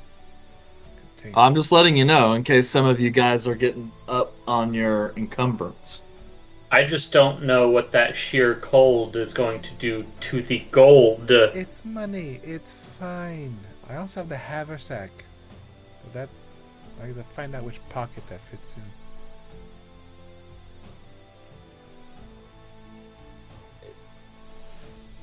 I've got a lot in here. Then if the haversack can hold it, Well, certain pockets only fit so much. Yeah, I'll have to put it in the large center pouch. 'Cause that holds up to 80 pounds.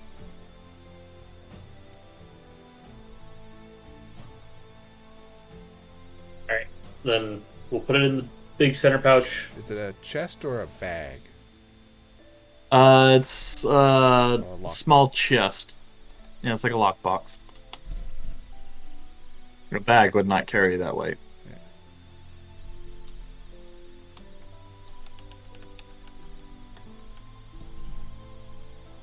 So the haversack won't carry it. It will. Oh, Just, thought you said won't. it will. The certain pockets in the haversack can only carry so much weight. The middle pocket can hold up to 80, so I'm putting it on that one. Because the other ones hold up to 20. You gotta distribute your weight evenly. Else the backpack gets lopsided.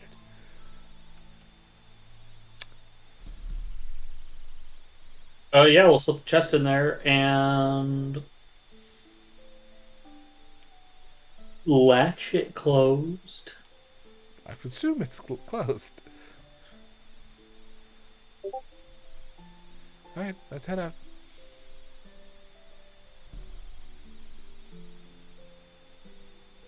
Yeah, we'll go try to find Quintus's place with the description he gave us. Yeah. Tavern of Ne'er-do-Wells, in the northeast part of town. Well, it's northeast of where you guys are at. It's actually the eastern part of town.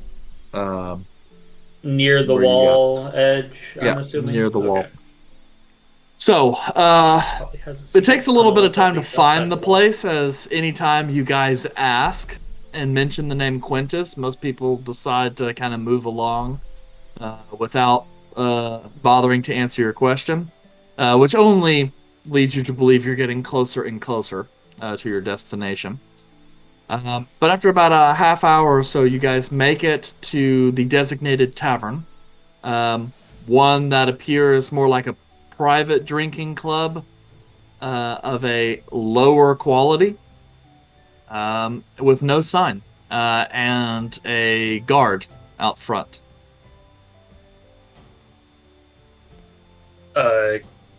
Is this Quintus's place?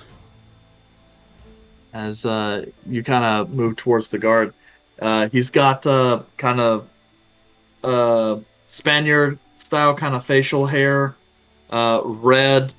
The top part of his hair is cut really short on the sides, long on top.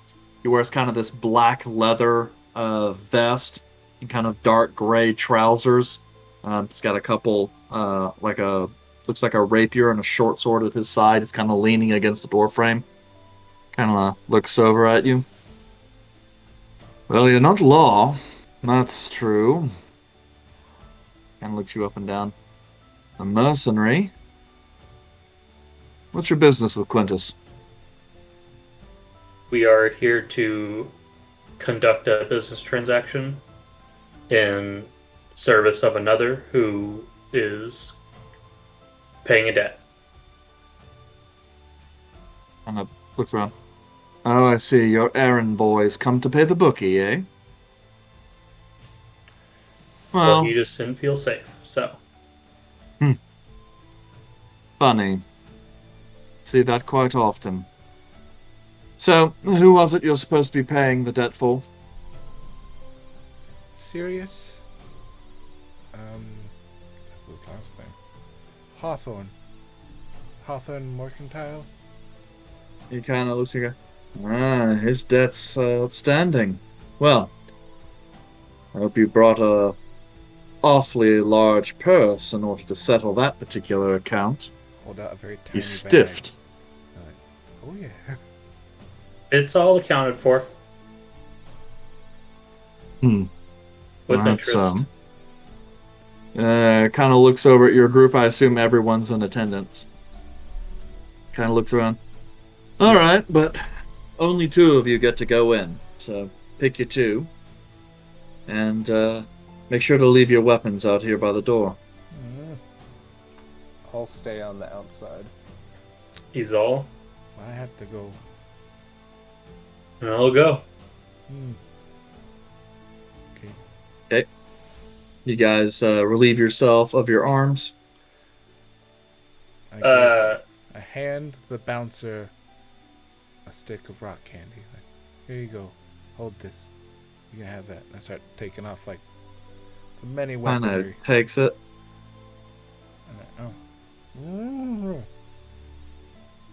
It'll take a while. Someone help Kelmac. I get to keep my armor. He just gets the weapons. What? And I'll just one great sword. The scale render. Pack of javelins. My mace. The shield. That's it. 2 throwing axes. I hope you got a lot of arm space. She got a lot of weapons. I do. And they better not be messed up. So, after you guys spend a little bit of time unloading, Garth's just kind of sitting there. At this point, he's put the candy in his mouth, and he's just kind of watching you guys. He goes, professionals. Looks over. Definitely mercenary.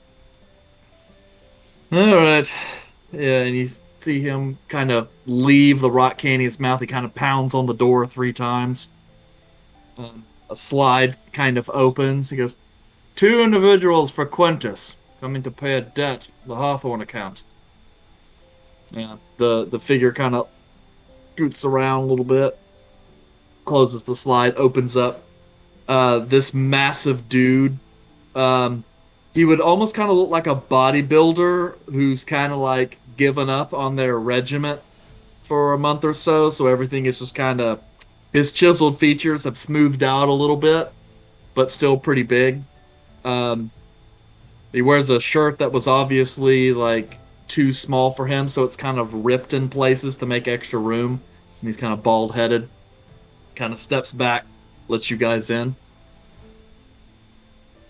And it kind of closes the door as you guys go, latches it shut. Follow me. And takes you to the back room. Into the den.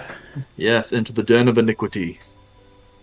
After a couple minutes, you guys are brought in, where kind of a thin man, perhaps in his 50s, clean shaven, but with like long kind of salt and pepper hair that's kind of pulled back in a ponytail. You see a couple scars on his face, as well as a couple tattoos on his arm. He just kind of is leaning back in this kind of long kind of robe while he seems to be smoking a pipe of opium or something else that's kind of fragrant that kind of hangs in the room. He kind of pulls the tip out of his mouth, gestures to the chairs across from him. Please, sit.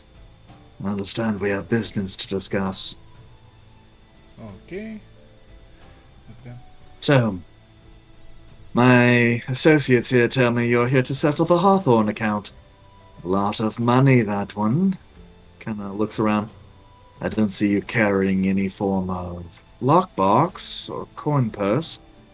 Although he eyes the bag. I suppose that would do. You're try to be inconspicuous when you're carrying around several grand full of gold. Yes, indeed. Carston's a safe place, all things considered, but still, one cannot be too careful. So, Sirius has decided to finally pay the debt. Is too afraid to meet me face to face, and has instead hired some mercenaries to deliver it. I must say, it's a bit depressing, almost insulting. Well, I would say he has said he's tried to get in contact with you all before, but has gotten no response. He's definitely afraid, that's for sure. But he is a businessman and not a fighter.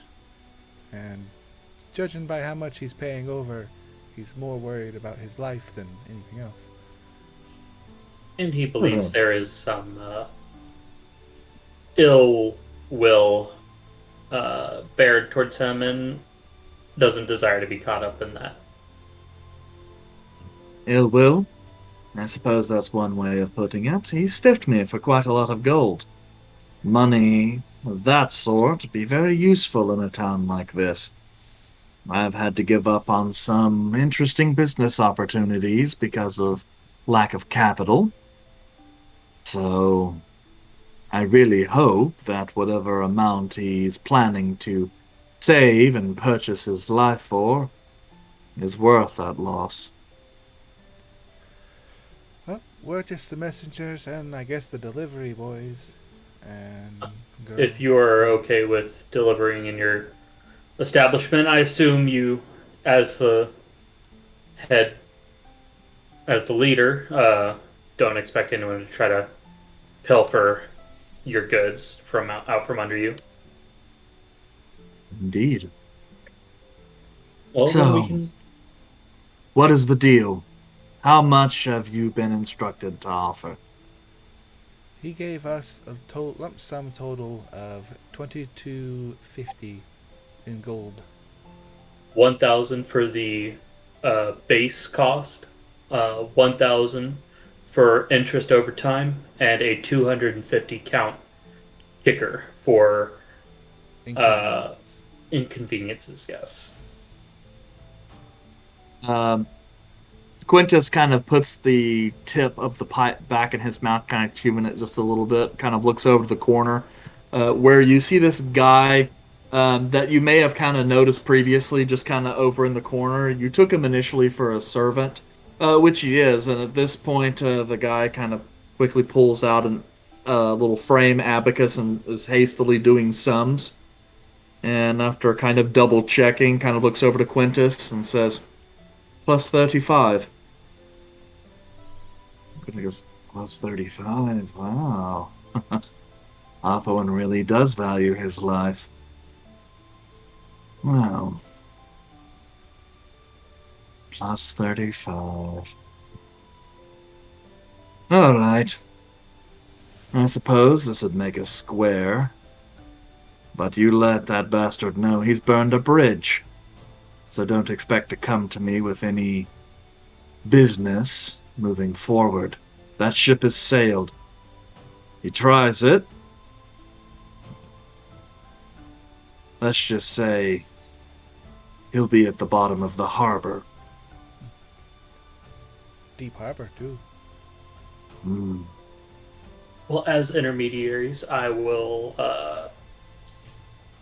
I don't know what I just heard. And I'm sure it is nothing. And we will go ahead and finish this transaction and get out of your hair. I would request a form of writ saying that this has been accepted and the debt's clear.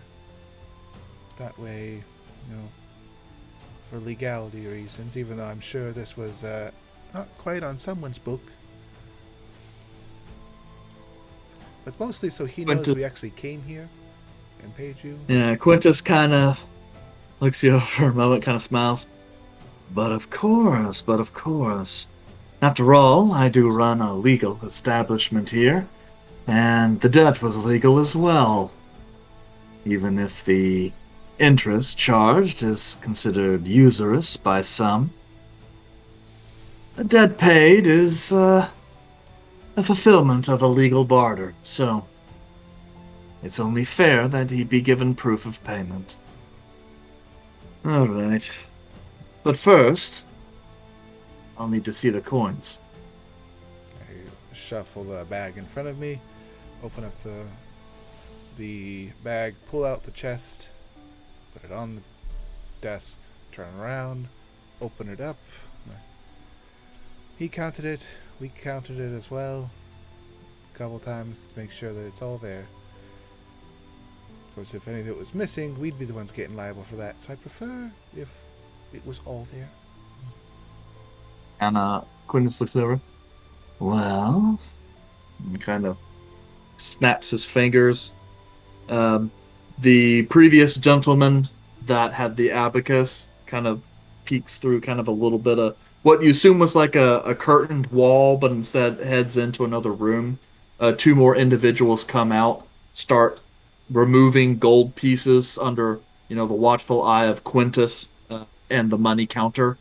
As they start stacking up coins, like first in fives, then in tens, then groups, and then it takes a little bit of time to count that much coinage. But the sums are tabulated. Abacus, and kind of looks over and goes, -0. And Quintus goes, excellent. Well, kind of looks down. Granted, our good boy Sirius could have sprung for some platinum, would have made it a lot easier to count, but at plus 35, not going to argue. And then he kind of looks over to the gentleman with the abacus. All right, Ervig. Sign the paperwork. Let these people on their way. An individual kind of bows. Yes, of course. Returns a few minutes later with a signed parchment that shows the debt paid in full. Sirius kind of reaches over, signs it, stamps it with a seal. You can see Sirius's seal appears to be like some kind of hawk that seems to have a serpent in its beak. Passes it over. I suppose that concludes our business. It certainly does.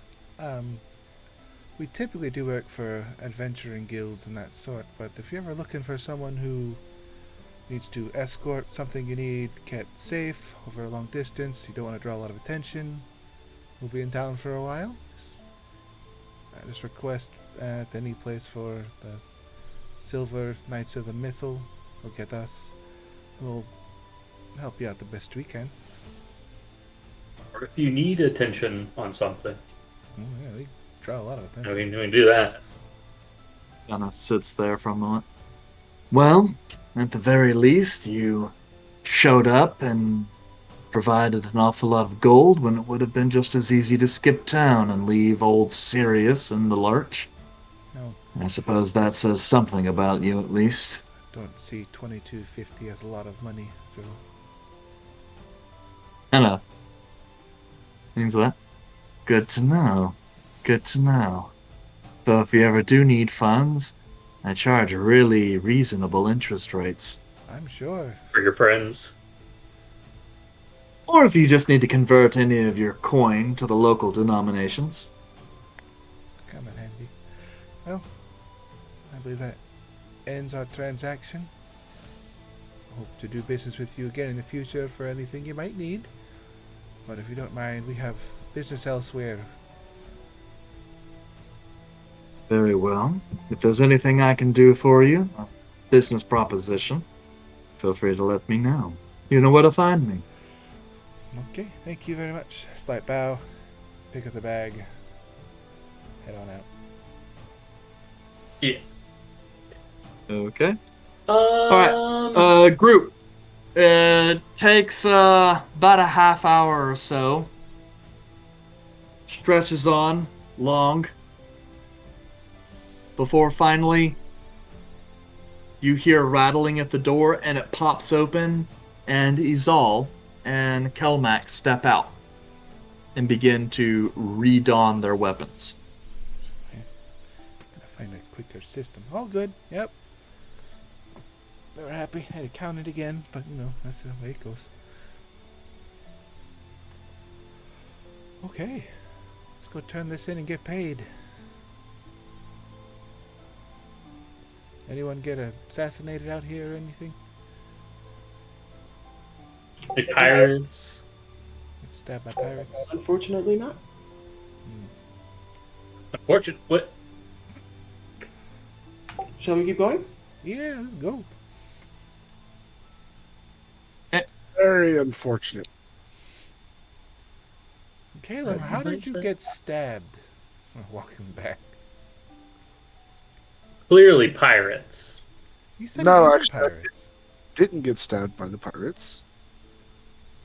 I got stabbed by somebody trying to kill a girl, and I intervened and kind of got stabbed. Never intervene when I'm about to get stabbed. Didn't kinda got stabbed, Caleb. You got smited. There's a difference. Yes, and Very stabbed. I teleported away. It hurt a lot. Dimension As- door for the win. As getting stabbed does. We're just stabbed. I don't Smoked. get in the way of you getting hit because I don't want to get in the way of what you are going to hit. It's true, it's a dangerous area. Anyway, No, so I- you guys return to the Hawthorne Mercantile Yeah. to report. Sirius meets with you guys, reviews. Yandere, you can kind of tell. Sirius, he's got his business poker face, but even you can tell a little bit of relief wash over him as you describe the encounter. And Quintus's apparent surprised satisfaction with being plus 35, whatever that means. And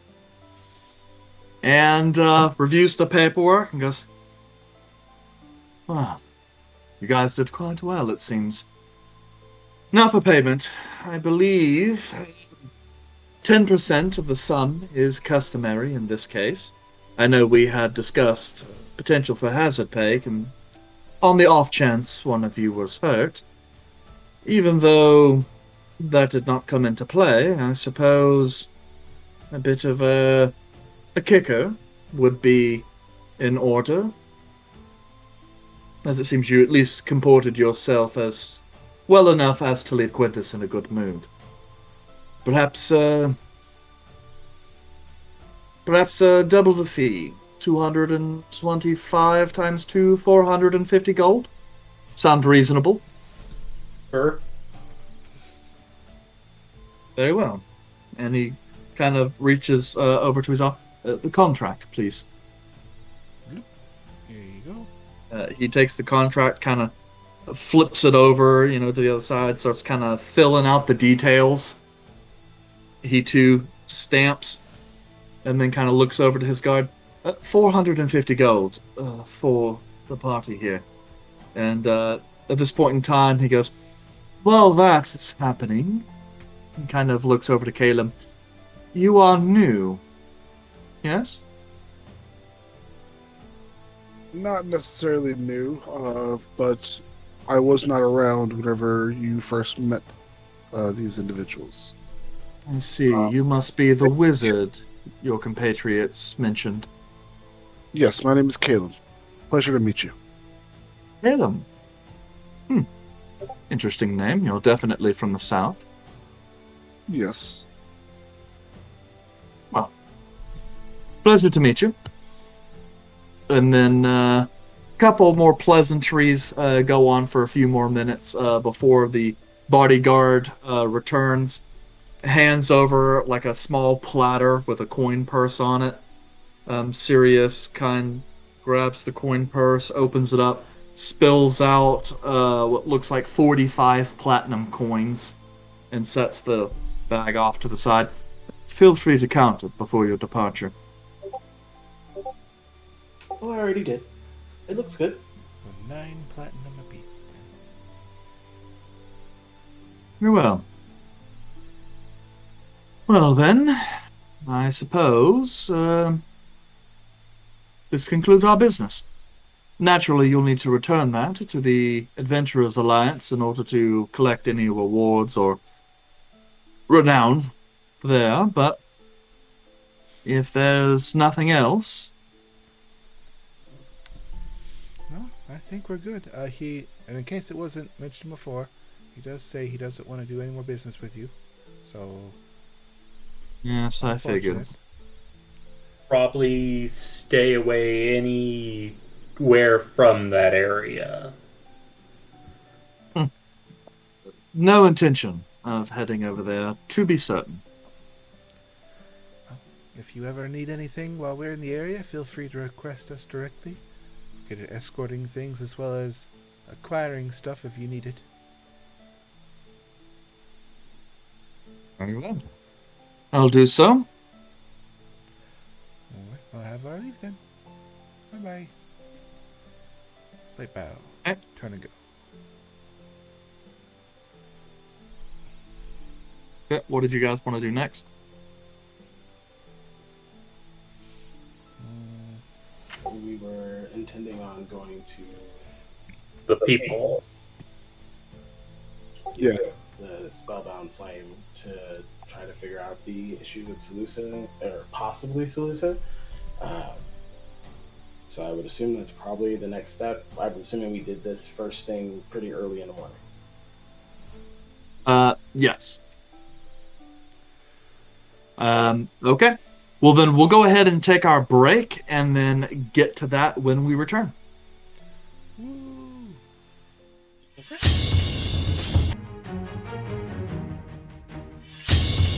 Yeah. Rules where So, we're going, we when don't is make it that- rules. We're live! Oh. Again! Dang. I was gonna ask Kilma something, but I don't want to put that out online. Okay. I guess I'll just have to kill you all and ask questions later. That's So- my motto. You guys were heading to the Adventurers Alliance to turn in your quest Yeah, real quick and jump. then determine your next steps. So, as you guys enter the Adventurers Alliance, Kaelum, first time arriving, it is something reminiscent of like one of those smaller Adventurers Guild satellite offices that you guys have been to, kind of like in Auchenfirth or whatever. This particular place has like these green tabards that seem to bear a standard of like a bundle of arrows crossed with a scroll. Yeah. And as you kind of enter, a young man, say young, but he's really probably about your age, clerk kind of sees you guys as you stop in. He kind of glances over your party, kind of gives you guys a hearty hello. Izal. On one note, there is a group of adventurers that is over in the tap house, looking as though they're celebrating the end of a recent adventure. One of the individuals you recognize, specifically Hawk, the adventurer of the Dragon's Bane Guild. that you had met when you guys first arrived in Coruscant appears to be present. But the clerk kind of glances over at your group. Ah, welcome back, welcome back. I suppose you're done with your latest mission? Oh yeah, real quick. Excellent, excellent. Kind of glances over. I trust you got the paperwork. Oh, of course. I present it, signed, sealed, and delivered. He kind of looks it over. All right, excellent. Kind of looks around. Kind of points over at Kaelum. He was busy dealing with pirates last time. Oh, did you add him to the roster? Oh yeah. Wait. Oh. Oh, did we? He wasn't here when we signed up. Oh no, But he's the fifth. he's on our roster. We added him. We would have put him on there because he's the fifth one. He hasn't signed up. He hasn't signed though. He probably has to do that. Yeah, if I can get a signature from you, if you don't mind, Mr. Kaelum. Kaelum. All right. Pleasure to meet you. Name's Erwin. I'm the clerk and facilitator of this guild.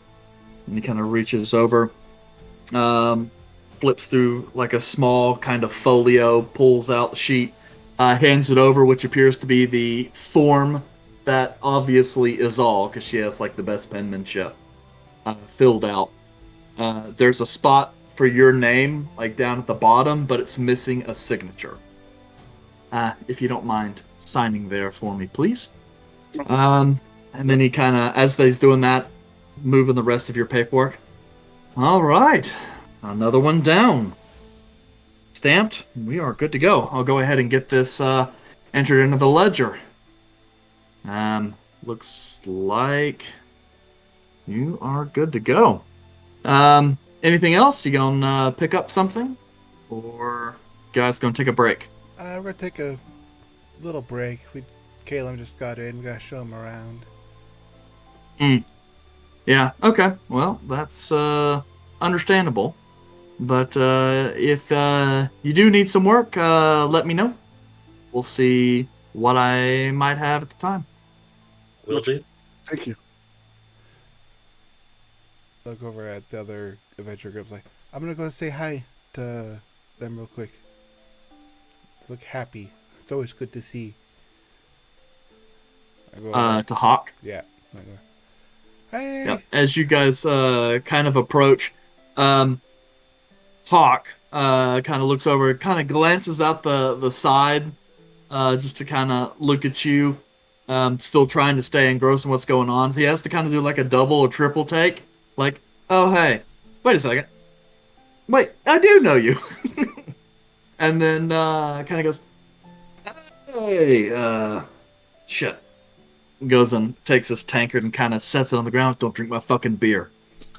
And kind of moves over a little bit. So, joined, huh? Yeah. It's a little bit around. That your party? Oh yeah. Everyone's finally here. And kind of looking around. I see. Harpy. Nice. Okay, so you've already made it up in here a little bit, eh? Yeah, we just finished our second quest. We had to go take care of some drought issue and a bunch of other things. Wow, made it all the way to Harpy in only 2 quests. Or do they do like some kind of proration thing? Oh. Just Okay, I alright. think it's because we accepted quests that were lesser than we thought and they actually turned out to be hard or something. I don't know. Yeah. Well, Advancement Also, system's weird. we went kind of past what we were supposed to do. Above and beyond. right. Still, it's good. It's good. Well, hopefully you guys get some good quests and stuff coming along. It's kind of now, the rest of your part is kind of coming. Hey, guys, name's Hawk. I'm a member of the Dragon's Bane Adventure Party. I guess you can kind of understand or guess why we might be called that. But, yeah. So, nice meeting you guys. Nice meeting you too. Anyway, it's nice seeing you again. I'm glad you took up my suggestion in joining the guild. Hopefully you've earned a little bit of coin. But, All right. Well, we don't want to keep you. It looks like you're all celebrating, having a good time. We're gonna go show Yep. Kaelum some stuff. Yep. Nest Wyverns. Ooh. Yeah, to the east of here. It's got a little hairy there for a moment. A couple of us almost fell off the edge of a mountain, which I guess we all would have known how that would have ended up. But seize the day and coin. So, anyway, I'll get back to the revelry. Y'all enjoy yourself. Try not to fall off any cliffs. I'll do that.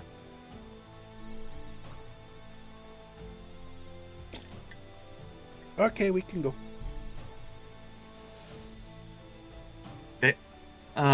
Erwin kind of gives you guys a hearty goodbye as he's kind of Bye. cleaning off and putting away the paperwork. Bye, guys. Later, dude.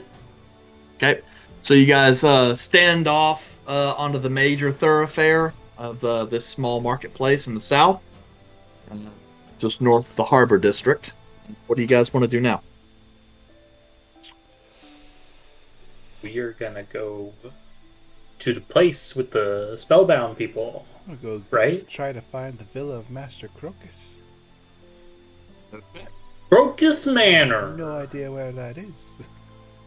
I'm expecting a more... Yeah. Yep. Monetarily safe area. Yeah. So would one of you guys roll an investigation check? Listen, Gotcha. Either Kaelum or Vulred.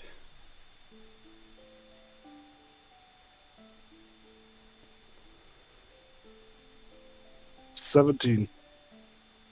hot dog. The citizens here are pretty nice and amiable. And it takes very little time, really, for you guys to find your way over to the western edge of the city, over to a part of town. Blah, blah, blah, blah, blah.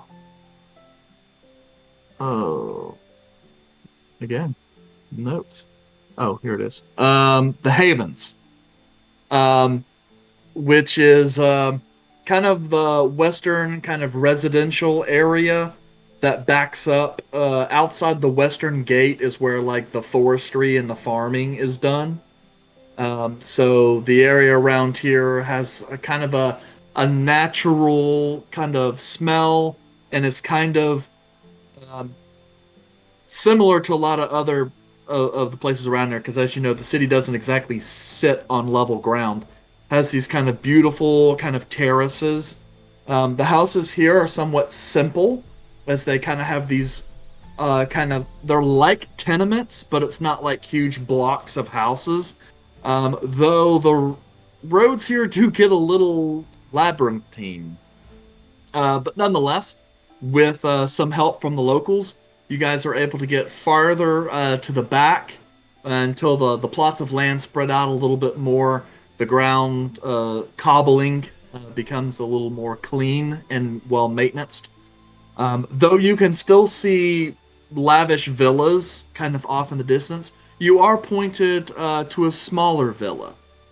This one probably just a little bit bigger than Sweet Nut Manor. The biggest difference being it's of a kind of higher quality in terms of furnishes, and sits on a bigger plot of land surrounded by some gardens, and even has like a little carriage house. So a step up from Sweet Nut Manor, but nowhere near like a Vulred level. This is definitely minor royalty, or an incredibly up and coming middle class kind of deal. As you kind of reach the front gate, there is but one guard on duty, and he wears just kind of like a simple chest plate. Kind of glances you up and down a little bit. Can I help you? If we knew where the manor was, where this guy's villa was, I don't think we would have like approached it directly. Oh, well, that's up to you. Right. So if we could backtrack just a moment. If we had Yep. an idea of where it was at, we would Yep. probably stop off to the side and Yep. have a conversation. Okay. So, what's the plan? We found out where the villa was. We really gotta find where the spell people are. Spellbound flame. Spellbound flame. I got yes, he's all. Yes. Celebrating in the alleyway. I got it. Whoa, okay. So y'all were, you and Yandre were invited, correct? Kinda. Or was the invitation put forward towards our group? More or less, I think it was us and the group, but we don't really know. But being invited or not, we don't really have an opening of what exactly we're trying to do. I know what we're trying to do. Go in there and murder the people they're trying to murder. Vulred, big fan. But we got to figure out if they're actually the same people that tried to murder Laura and his family. Now, all signs, looking at Vulred, point to that they are the same group that tried to murder you, because as you've been saying, Solusa is a cunt, for lack of a better word. See you next Tuesday. See you next Tuesday.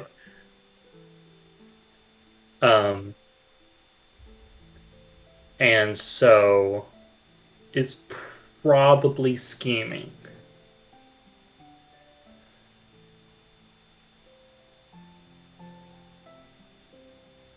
My question is, would it be a good idea for me to be part of the initial interaction? If I am recognized, then clearly a target would be on my head quickly. So I guess, is this plan combative or still trying to determine more info? I think that comes up to a group decision on keeping Vulred out and leading a more investigatory, or potentially going in, springing a potential combative encounter trap, and pushing through, potentially surprised. I have a plan. Yes. We approach through the invitation that we received of trying to get Kaelum involved with the Spellbound Flame, as he's a skilled arcanist, and maybe learn something from them or join them in some way. He likes to learn things. He's a spiritual person. How long have to infiltrate? We're just gonna go through the front door. So this involves keeping Vulred out of the direct eye of the group. Make him invisible, like you've done before. He sneaks into the house and sleuths around, and using his disguisey thingy to make him look like a servant or something. I don't know. Vulred, can you pretend to be a servant, or is it like against your code of honor? It's like a reactionary thing. You just can't do it. Well, I could try. How does one pretend to be inept? I got this. Ooh. I would need to know what their servants look like, if they are to have servants, which I presume a place of this size would have a few, but I think they would be no. Right. Go in, take they would one be out. known. Don't kill him, but not like, take him out. take on their look, so you can sneak around a bit, find some information. If you can get proof that they sent someone after to try to kill you, I mean, that's fair game. We can kind of do what we want. The thing is, we can turn you invisible to get you in, and then you can sleuth around after that. Perhaps I am invisible, but still stay outside, or at least outside of the walls of the manor, and Kaelum can send me a message to let me know, yes or no, to go ahead with the subvergence. Also, if I am invisible, can I not just sneak around being invisible? Yeah, but Kaelin, doesn't it only last for a certain amount of time? It lasts for an hour, and just food for thought. If we are going to be going in a location such as this, where there are mages who probably know how to cast invisibility, there's probably things or traps around specifically targeted towards. That would So make sense. How about we trigger the trap? Send in your precious familiar, Splish or Sunny, turn them invisible, send it in. If it triggers something, then we know.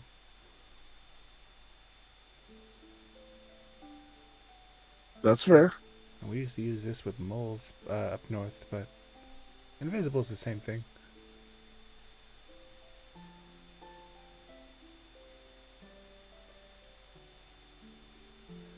What happens if they identify that we're the ones that sent in Splish?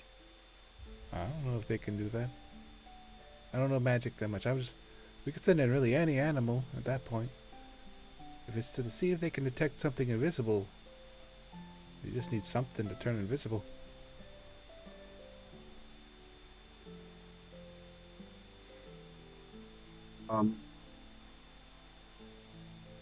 I do have a spell. Ooh, what kind of spell? It's a spell that I just learned recently. Is it It's a fireball? Because we don't need that one. no, it's Yet. called Arcane Eye.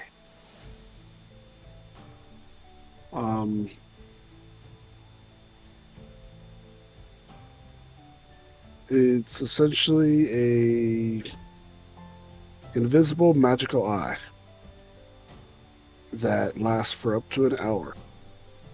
And I can move it around and it flies. I can see through its eyes very easily, and it can act as a scout for us if we want to look in. That's cool. Might be a good idea to scout the place out before, and if that triggers any alarms, then we would already be out here, correct? Yes.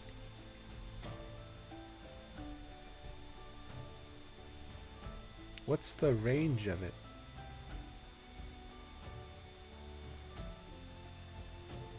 And can you be hurt through it? Would poke you in the eye. There is Well, no limit to how far the eye can move, but it cannot enter another plane of existence. I do know there are some hypnotic spells that really just take someone to see them. Would they be able to like If they can see it, stun you? they will be able to see it, but they will not be able to interact with me unless they are extremely powerful. Oh, and from what y'all said, they are not the powerful ones. No, They're just kind of they're affiliated with them. they're the goons. We don't know if anyone of power is in the manor, though. Perhaps someone could be stuck up in there. For protection. So we can go in after the Arcane Eye. Let's say the Arcane Eye goes in there, searches around, doesn't find anything crazy, but does give us a good layout of the thing. Then we would go in under what guise to get information?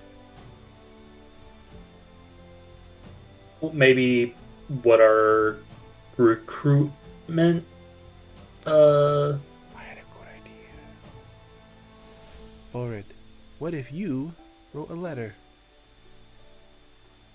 to your sister? Okay. I'm not sure what you put in it, but we could go in with the idea that we are delivering a personal letter from you to her. They already know you are probably alive. They just don't know that you're here yet, hopefully. That would draw her out, in which case we can start asking questions of, we heard through the grapevine you're getting married or something. Try to pressure the situation.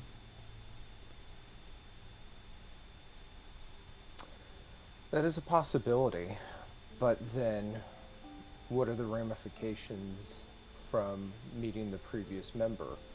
Would he then become suspicious that you happen to know of me? We never brought up. We brought up who we were. If he was too dumb to figure that out, then pretty. if Pretty- they have investigated us by the name, then they would already have an idea of who you were. That's fair. I could write a letter to my sister. Call her all kinds of bad names, or it doesn't have to be truthful, but you could say you miss her with every shot so far. Something, you know. That is less appetizing than characterizing myself as a servant, but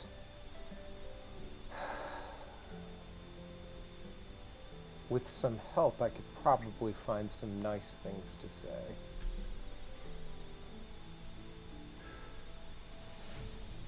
Okay. We know where the place is now. That's a start. Shall we go somewhere so I can sit down and write a quick letter? Is this all residential in this area? Or is there a nice restaurant Yep. nearby? I mean, you can find a restaurant nearby if you want one. I think we should do that. Yeah, you can find like a pot shop or some kind of place that has like a bigger menu. Bigger menu to mean a bigger crowd, so less attention. We should go there. Yeah. Yep. Does anyone have parchment on them? I do. Would you like my quill and ink pen? Wait, doesn't someone here practice calligraphy? Also me. Calligraphy. I practice clitography. You sure do, Izal. You sure do, buddy. Yep. He practices arcane symbolology. Yeah, I make word go good. Well, perhaps No, you make can- word look good. Perhaps you can help sweeten my words with your fine illustrative skill. I think it would actually be better if you would write it, because then it would be your handwriting. She's never seen my handwriting. I've never Oh. seen hers. Do you think we actually wrote things to each other? Oh, I'm sorry. My understanding of what a family is completely different from yours. I'll write it then. You'll just have to sign it or something. That sounds more noble of me. Have someone else write your thing for you. All right. I mean, she would expect nonetheless. I mean, a crassly written note from her brother. I might as well just kill myself. She'd probably like that. Then she'd be winning in the end. Ooh, this is But that might be a good way to make her feel as though I've been pegged down a knocked down a peg. Are you okay, Vulred? Have you been doing drugs Yeah. again? No. There's some other campaign stuff leaking into this He's conversation. been so and I far don't know away if I from like it too drugs, much. he's starting to lose it. Oof. Yep. Now we figured out how Vulred deals with withdrawal. With withdrawal. Oh my god, you're stone it's sober. contagious. It's Egg down a knock. contagious. Okay. We like Okay. begging. Begging. I will find a restaurant so we can sit down, go over some things. Arcane Eye, maybe. Yeah, you're able to find a place. Serves simple food, nice and cheap. You get the sense, kind of like a local place. You know, kind of thing that only people in the neighborhood would know about. Ooh. I will need 2 drinks in order to facilitate this letter. Again, it doesn't have to be all good. You can put some snarky attitude in it too. Backhanded compliments are my specialty. Beating people up was your specialty. I have many specialties, Calback. You should learn that.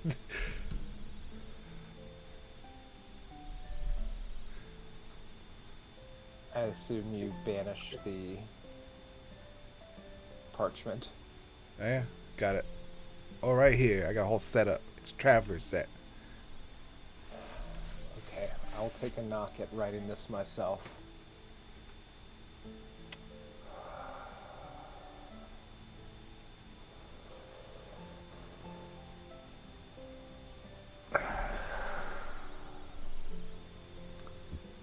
Dearest sister,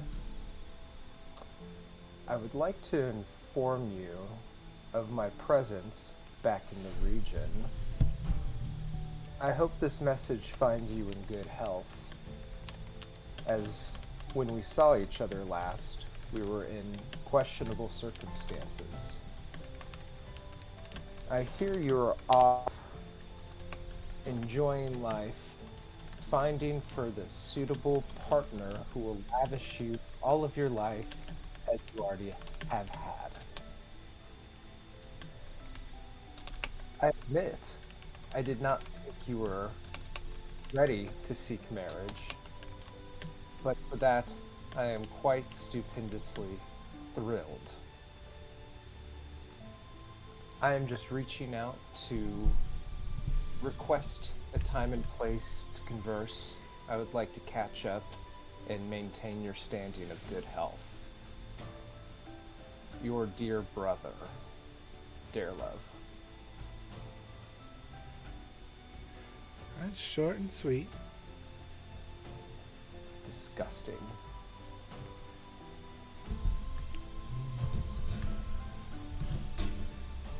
I mean, pass. But with this being said, we'd deliver this. She would read it, and at best, she would write a note in return and give it back to you, or she'll start asking, "How the hell do you know Vulred or Darelove?" And we're like, "Oh, well, we found him on a ship, and oh, how much do we want to lie?" I don't think lying's going to do us very good. We're not very good liars.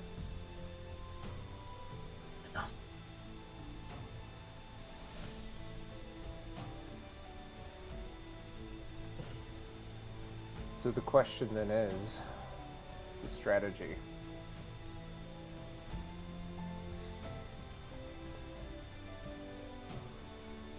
If you were to lie, what would the lie be? Well, we're adventurers, clearly. We were in Kiosa, where we were handed this letter to deliver it to you. Our last known residence was in this area, so we figured we'd come here. Found word that you were affiliated with this individual. We put 2 to 2 together, figured you were here, came to deliver the letter. That's not too far from the truth. Right. AKA an easy lie to follow. Now, the question is, what do we do with it? We have to find a way to get them to admit that they're trying to get rid of you and the rest of the family.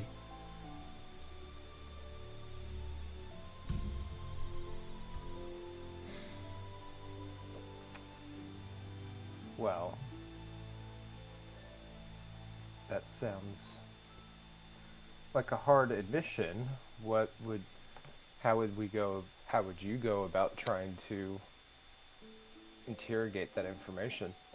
We would sympathize with their hatred of you. We Okay. approach it with the fact that we're delivering the letter solely for the money. We want really nothing to do with you. This is the only time we met you. You were in Kyosa, and you're extremely rude. And every story we've heard from all the dwarves that were in the area, they really don't like you or your family. Well, I think that might appease my sister. She doesn't quite like me or my family either.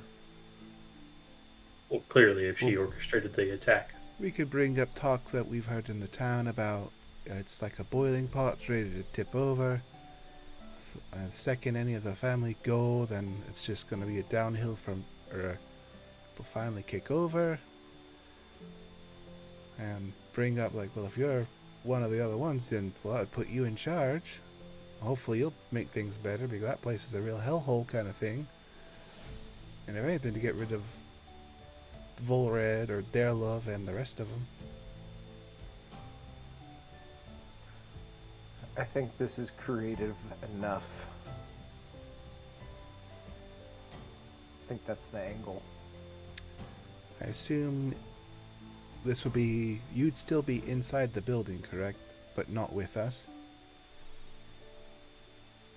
Because if we can get them to admit to it, it'd be a great time to just kind of show up and say, F you, and then punch them.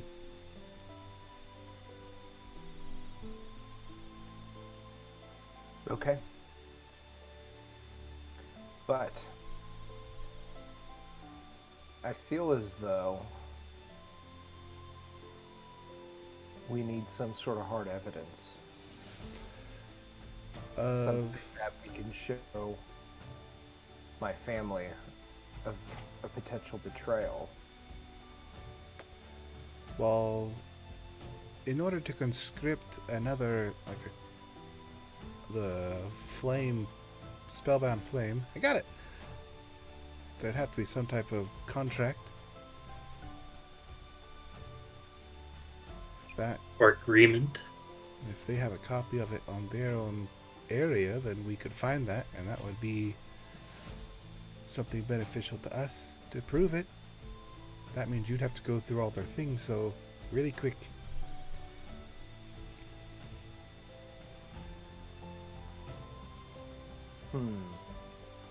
So in order to buy you time, we'd have to approach it slightly differently.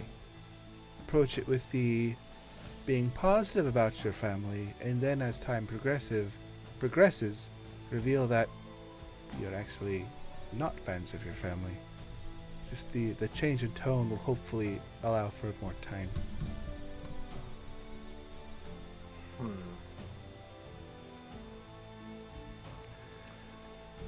We don't really have any other ideas, do we? No, if this doesn't work and they kick us out, we can assume that they know that we're affiliated with you enough to where they'll just come and attack us, and at that point, violence. At that point, 2 birds, 15 stones. So many stones. Okay, And a glass house. I'm in.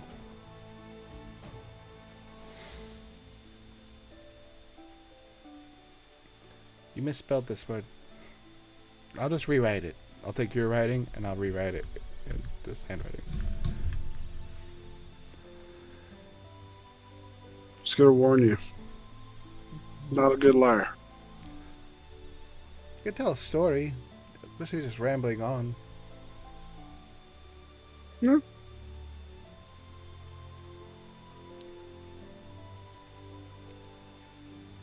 Also not a good liar, but We're just trying to keep them busy long enough to find proof. And if we don't find proof, piss them off. Perhaps we should leave the talking to Yandere and Azal. Yandere is, I wouldn't say known for lying, but does a good job at Evading?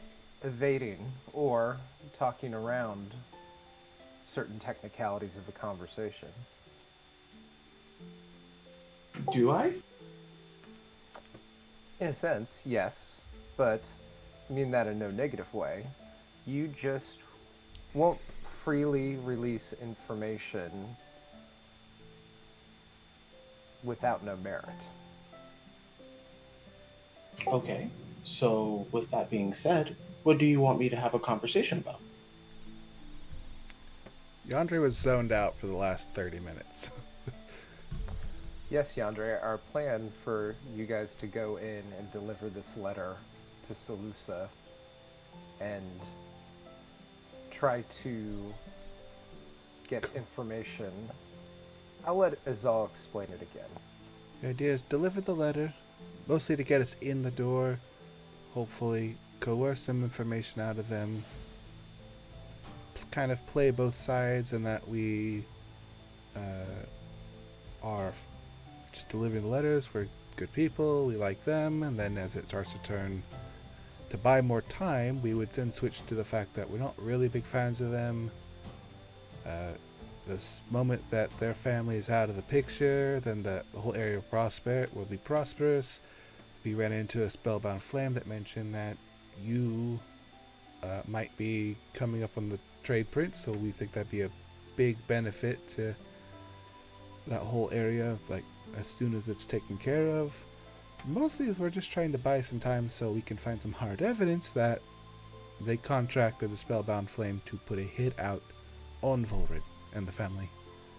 But we're delivering a message from Vulred. Yes, we met Vulred while we were on our travels, got the letter, brought it in here, getting paid for it though, because we're adventurers, that's what we do. We're very good at delivering things apparently. And just today we delivered some money, so we're pretty good at it. But we're supposed to pretend as if we are not fans of Vulred. Or the Vulred family, which, admittedly, not a fan of his dad, so... I could,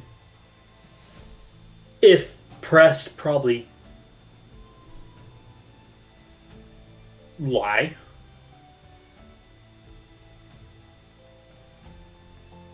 But yeah, The idea is to give enough time to either get them to somehow slip up and admit to what they were doing, or for Vulred to find evidence. If we can't get any of that, by then we've probably showed our hand too much and they'll begin to suspect us, and then it just turns to violence. And are we sure we want it to turn to violence in the middle of the city on a well-protected noble? If they attack us first. We would have no proof that we were defending ourselves. Not really. Yandere does have a point.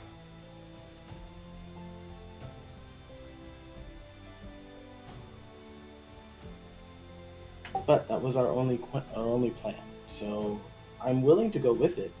But Izal, if we are pressed for any reason of not liking Vulred or his family, I have no intentions of lying. But we do know Vulred and his family, though. Of not liking Vulred and his family. I don't have like no his intentions of lying. Okay, I don't like his family. I do not much care for his father. I don't like his father. I'm very neutral about the rest of them. And Vulred. I'm very neutral Most about you, people Vulred. agree that your father is a dick. So, Regard- Yandere is not lying. Not if asked specifically to do so. No.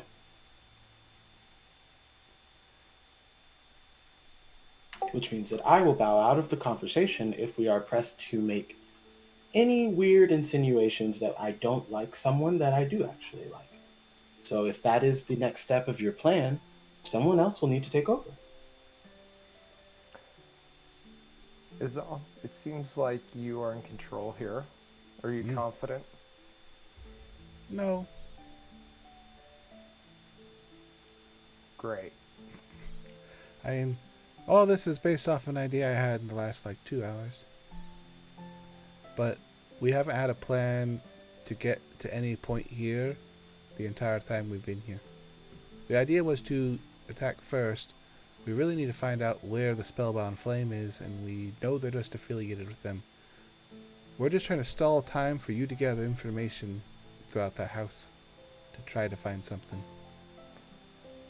So how exactly am I sneaking in again? Hopefully you can be invisible.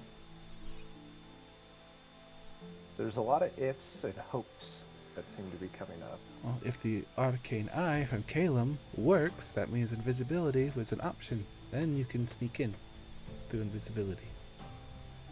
At which point, if it runs out in that amount of time, you can take on the guise of one of the servants there. After rendering them unconscious and hiding them? That's if they, mess with you.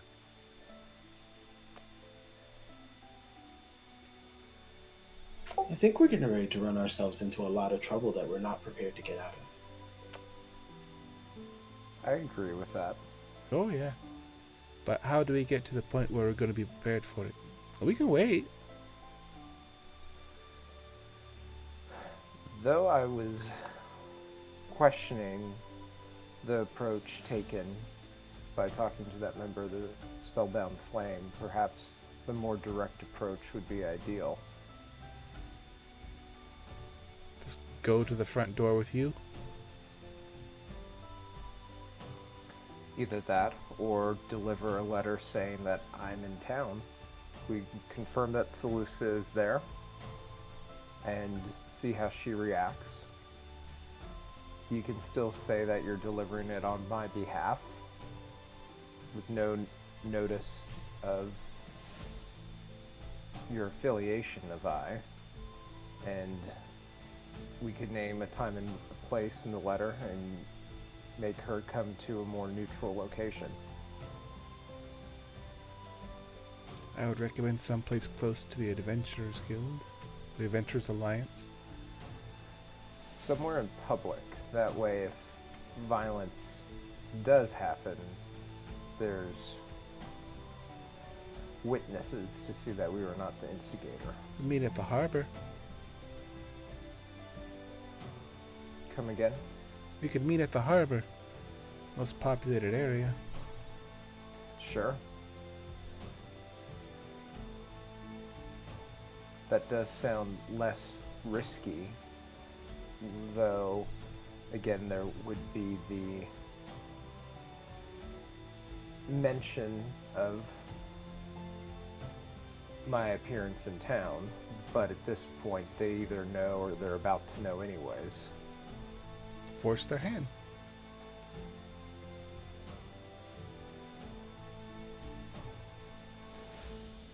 I grab another piece of paper.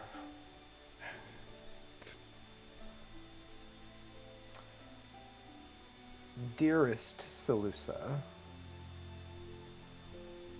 this letter is to signify my impending arrival to Coriston. I have recently made myself back to Kiosa and have caught up with Mother, Father, and Eldwin. Everyone is excited for your opportunities here in Coriston, and I would like to meet you at the harbor tomorrow at 1 p.m. to catch up and confirm your safety. A lot has happened since I've seen you, and I want to ensure you are in a safe, healthy environment. Dare love. 32nd of first seed? Is there a 32nd of the first seed? I don't know what it rolls over. Today is the 35th. Oh.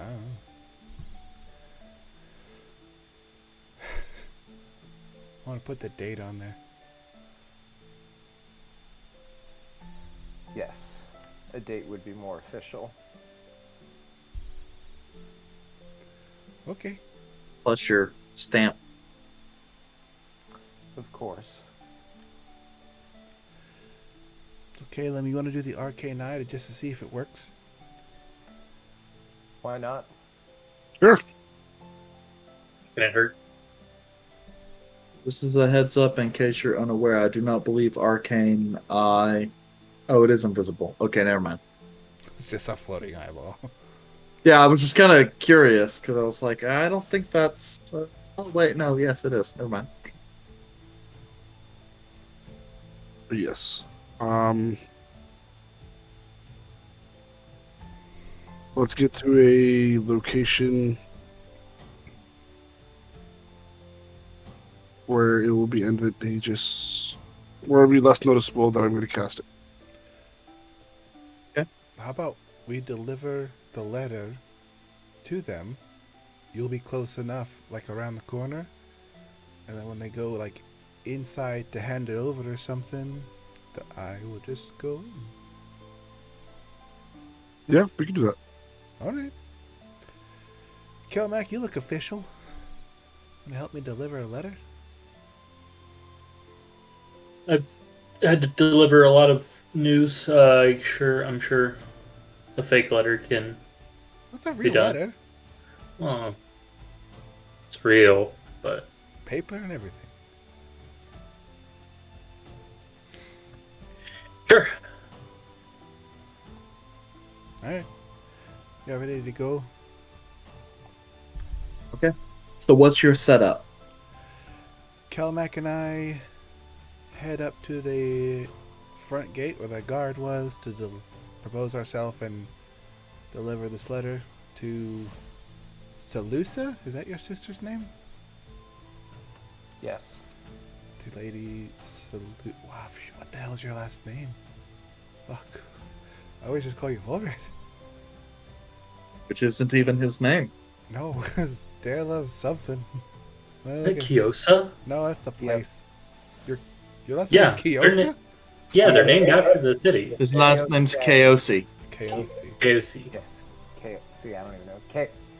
Yes. Yes. I'm just going Yes. off what you sent me. Yes. No, that's correct. KOC. It's just been a while. KOC. It is KOC. Yes. I'm just gonna. Which, you and spell it instead as of KOC, it's Kaosa for the city. Kaosa or Kiosa, it doesn't matter. With the Q, you know. Yeah. Like a quiche. KOC. Right? KOC. KOC. Like Present the Quixote. letter. KOC. Try to present the letter for Lady Kyosa. Kyosi. Yar. All right. And at that point, just deliver it, and that should have all the information. Okay, Arcane Eye and goes and does then- its thing. Kaelum, what are you doing and when? Is he close by, before- but like out of sight? I'm going to cast Arcane Eye, and I'm going to have it following Izal. So, Izal, Kelmac, you arrive to the front gate, guard, breastplate, just kind of holding a spear as you guys approach, kind of looks over at you.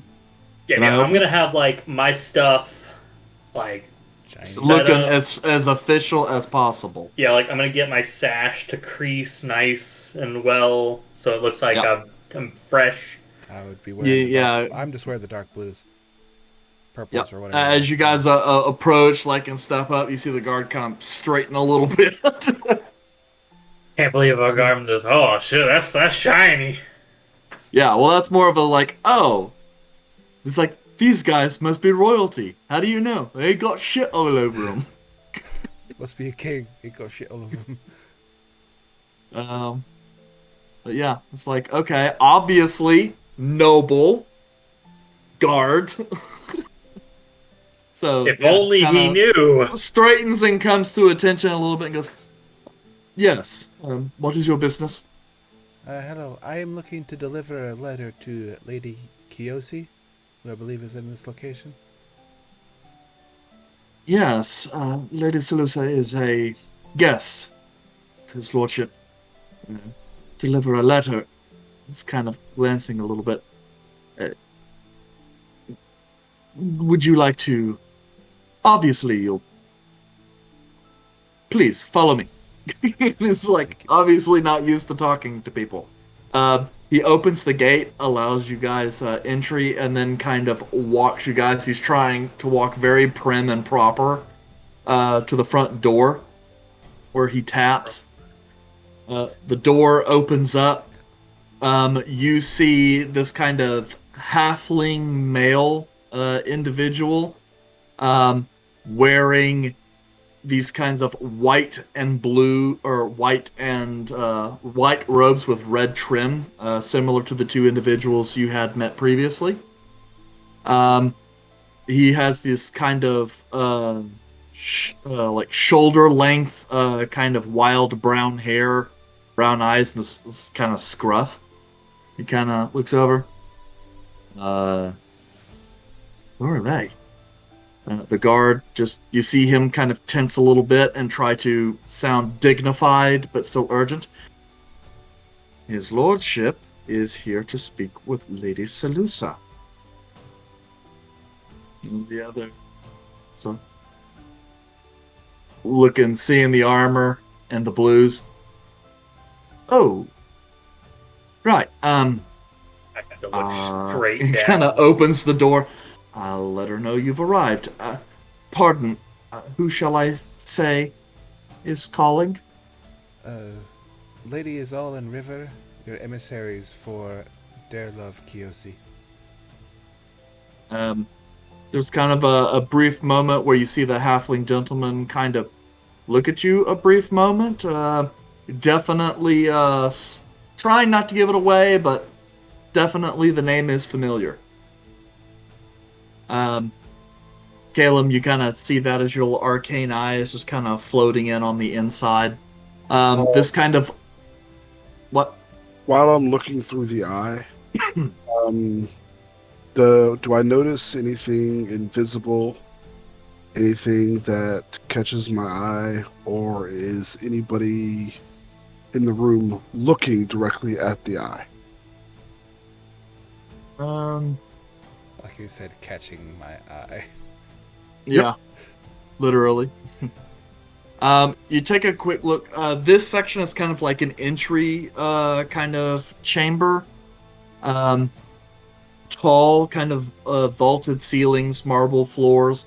Kind of off to your right, you see like a larger room that's like a great hall. Off to your left, you see like these large kind of wood paneled doors that seem to go off into another area. There's also like dual staircases that kind of go up to a second floor. There's a bit of balcony that you can see above you that kind of looks down here into the vestibule. Yeah.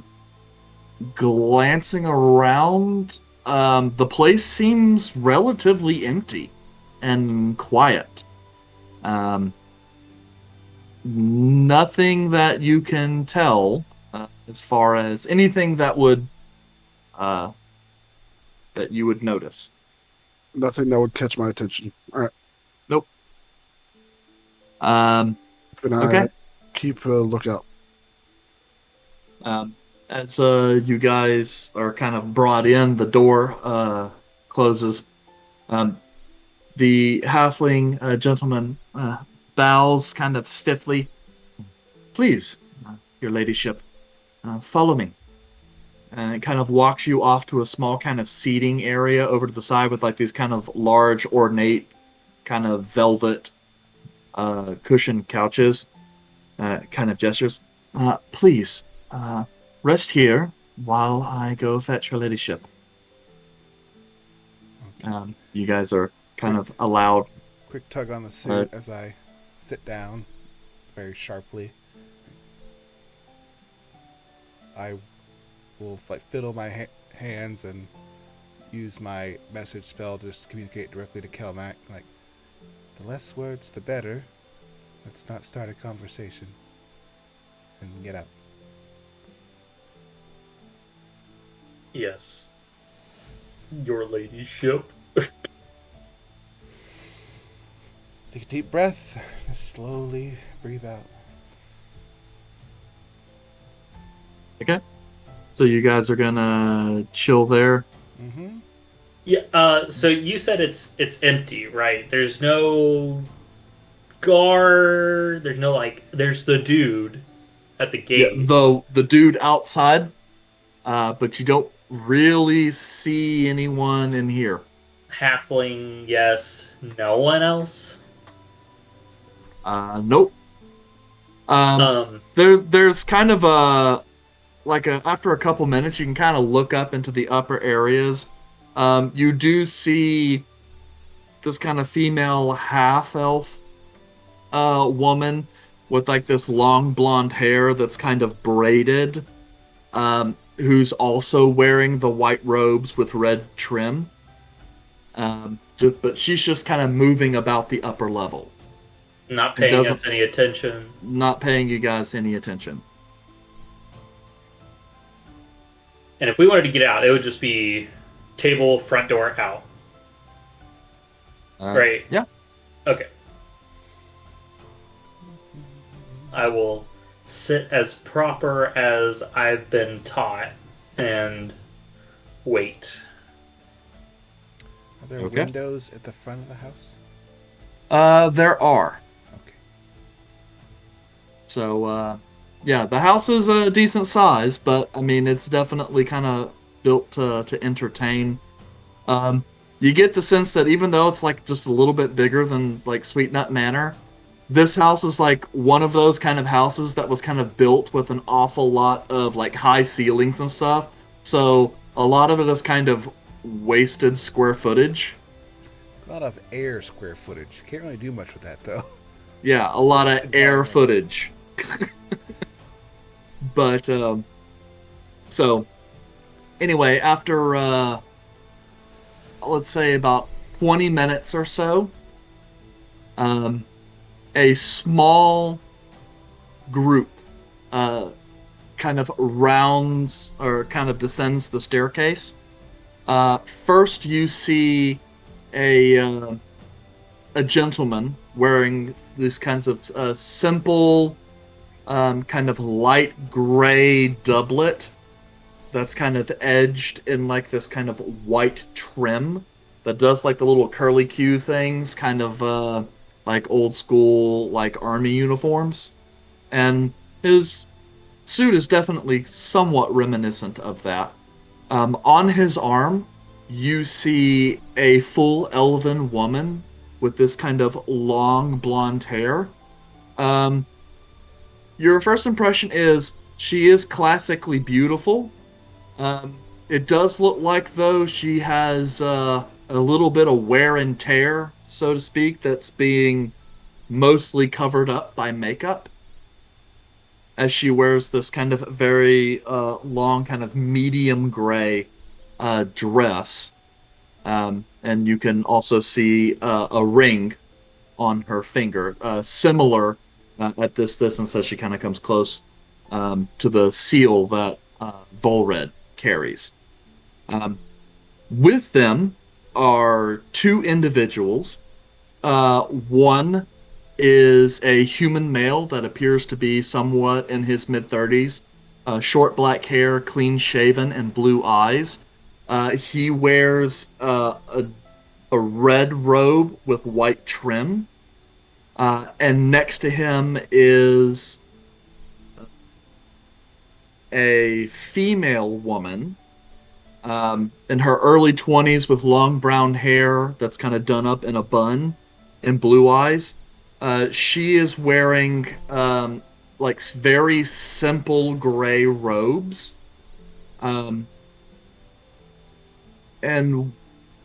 there are like little bits of red like along the collar, but you get the sense that like she's perhaps even a lower level than the guys who wear the white robes.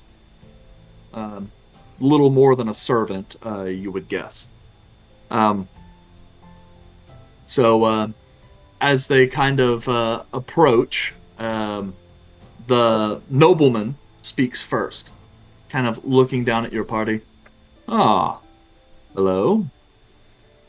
I am Lord Crocus. It's my understanding that you're here to deliver a letter to my betrothed. Yes, I am Lady Zella. This is Sir River. We are simply here to Sir River. deliver this letter from... This letter. Yeah. Trying to be proper in the process of doing this. To deliver this letter from Sir Kiyoshi to you, as our only information is he's requested your appearance, as he has sent us ahead of his arrival.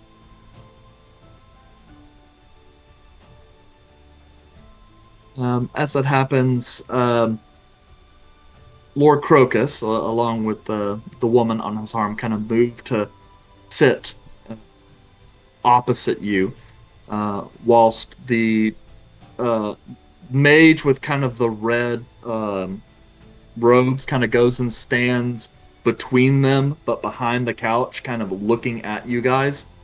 Izal, you have fought a lot in your life. Your quick appraisal of this guy, he does not look like a stereotypical wizard to you, based on the setting of his shoulders and his stature. This looks like, if this guy's a wizard, he's not like a Kaelum wizard. This guy's a battle wizard. He's got like a very square, solid demeanor. He's got some strength. He's got some constitution. And you can kind of see like a little bit of scarring, some of which might look like a blade or shrapnel. Looks like he might even just a little bit have like a little bit of burn marks and stuff. And he has this stern, piercing demeanor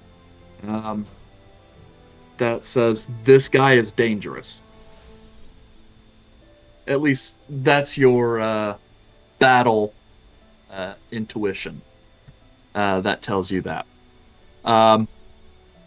The elven woman at the side kind of reaches over, arm entwined with Lord Crocus, and just kind of sets the arm on there again.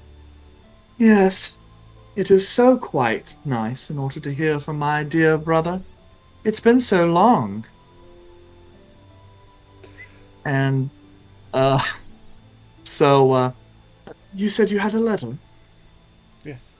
And I just reach into a side pocket and pull out the letter, sealed, and present it, and a slight bow in the process of doing it. There you go. She kind of reaches out to take the letter. I'm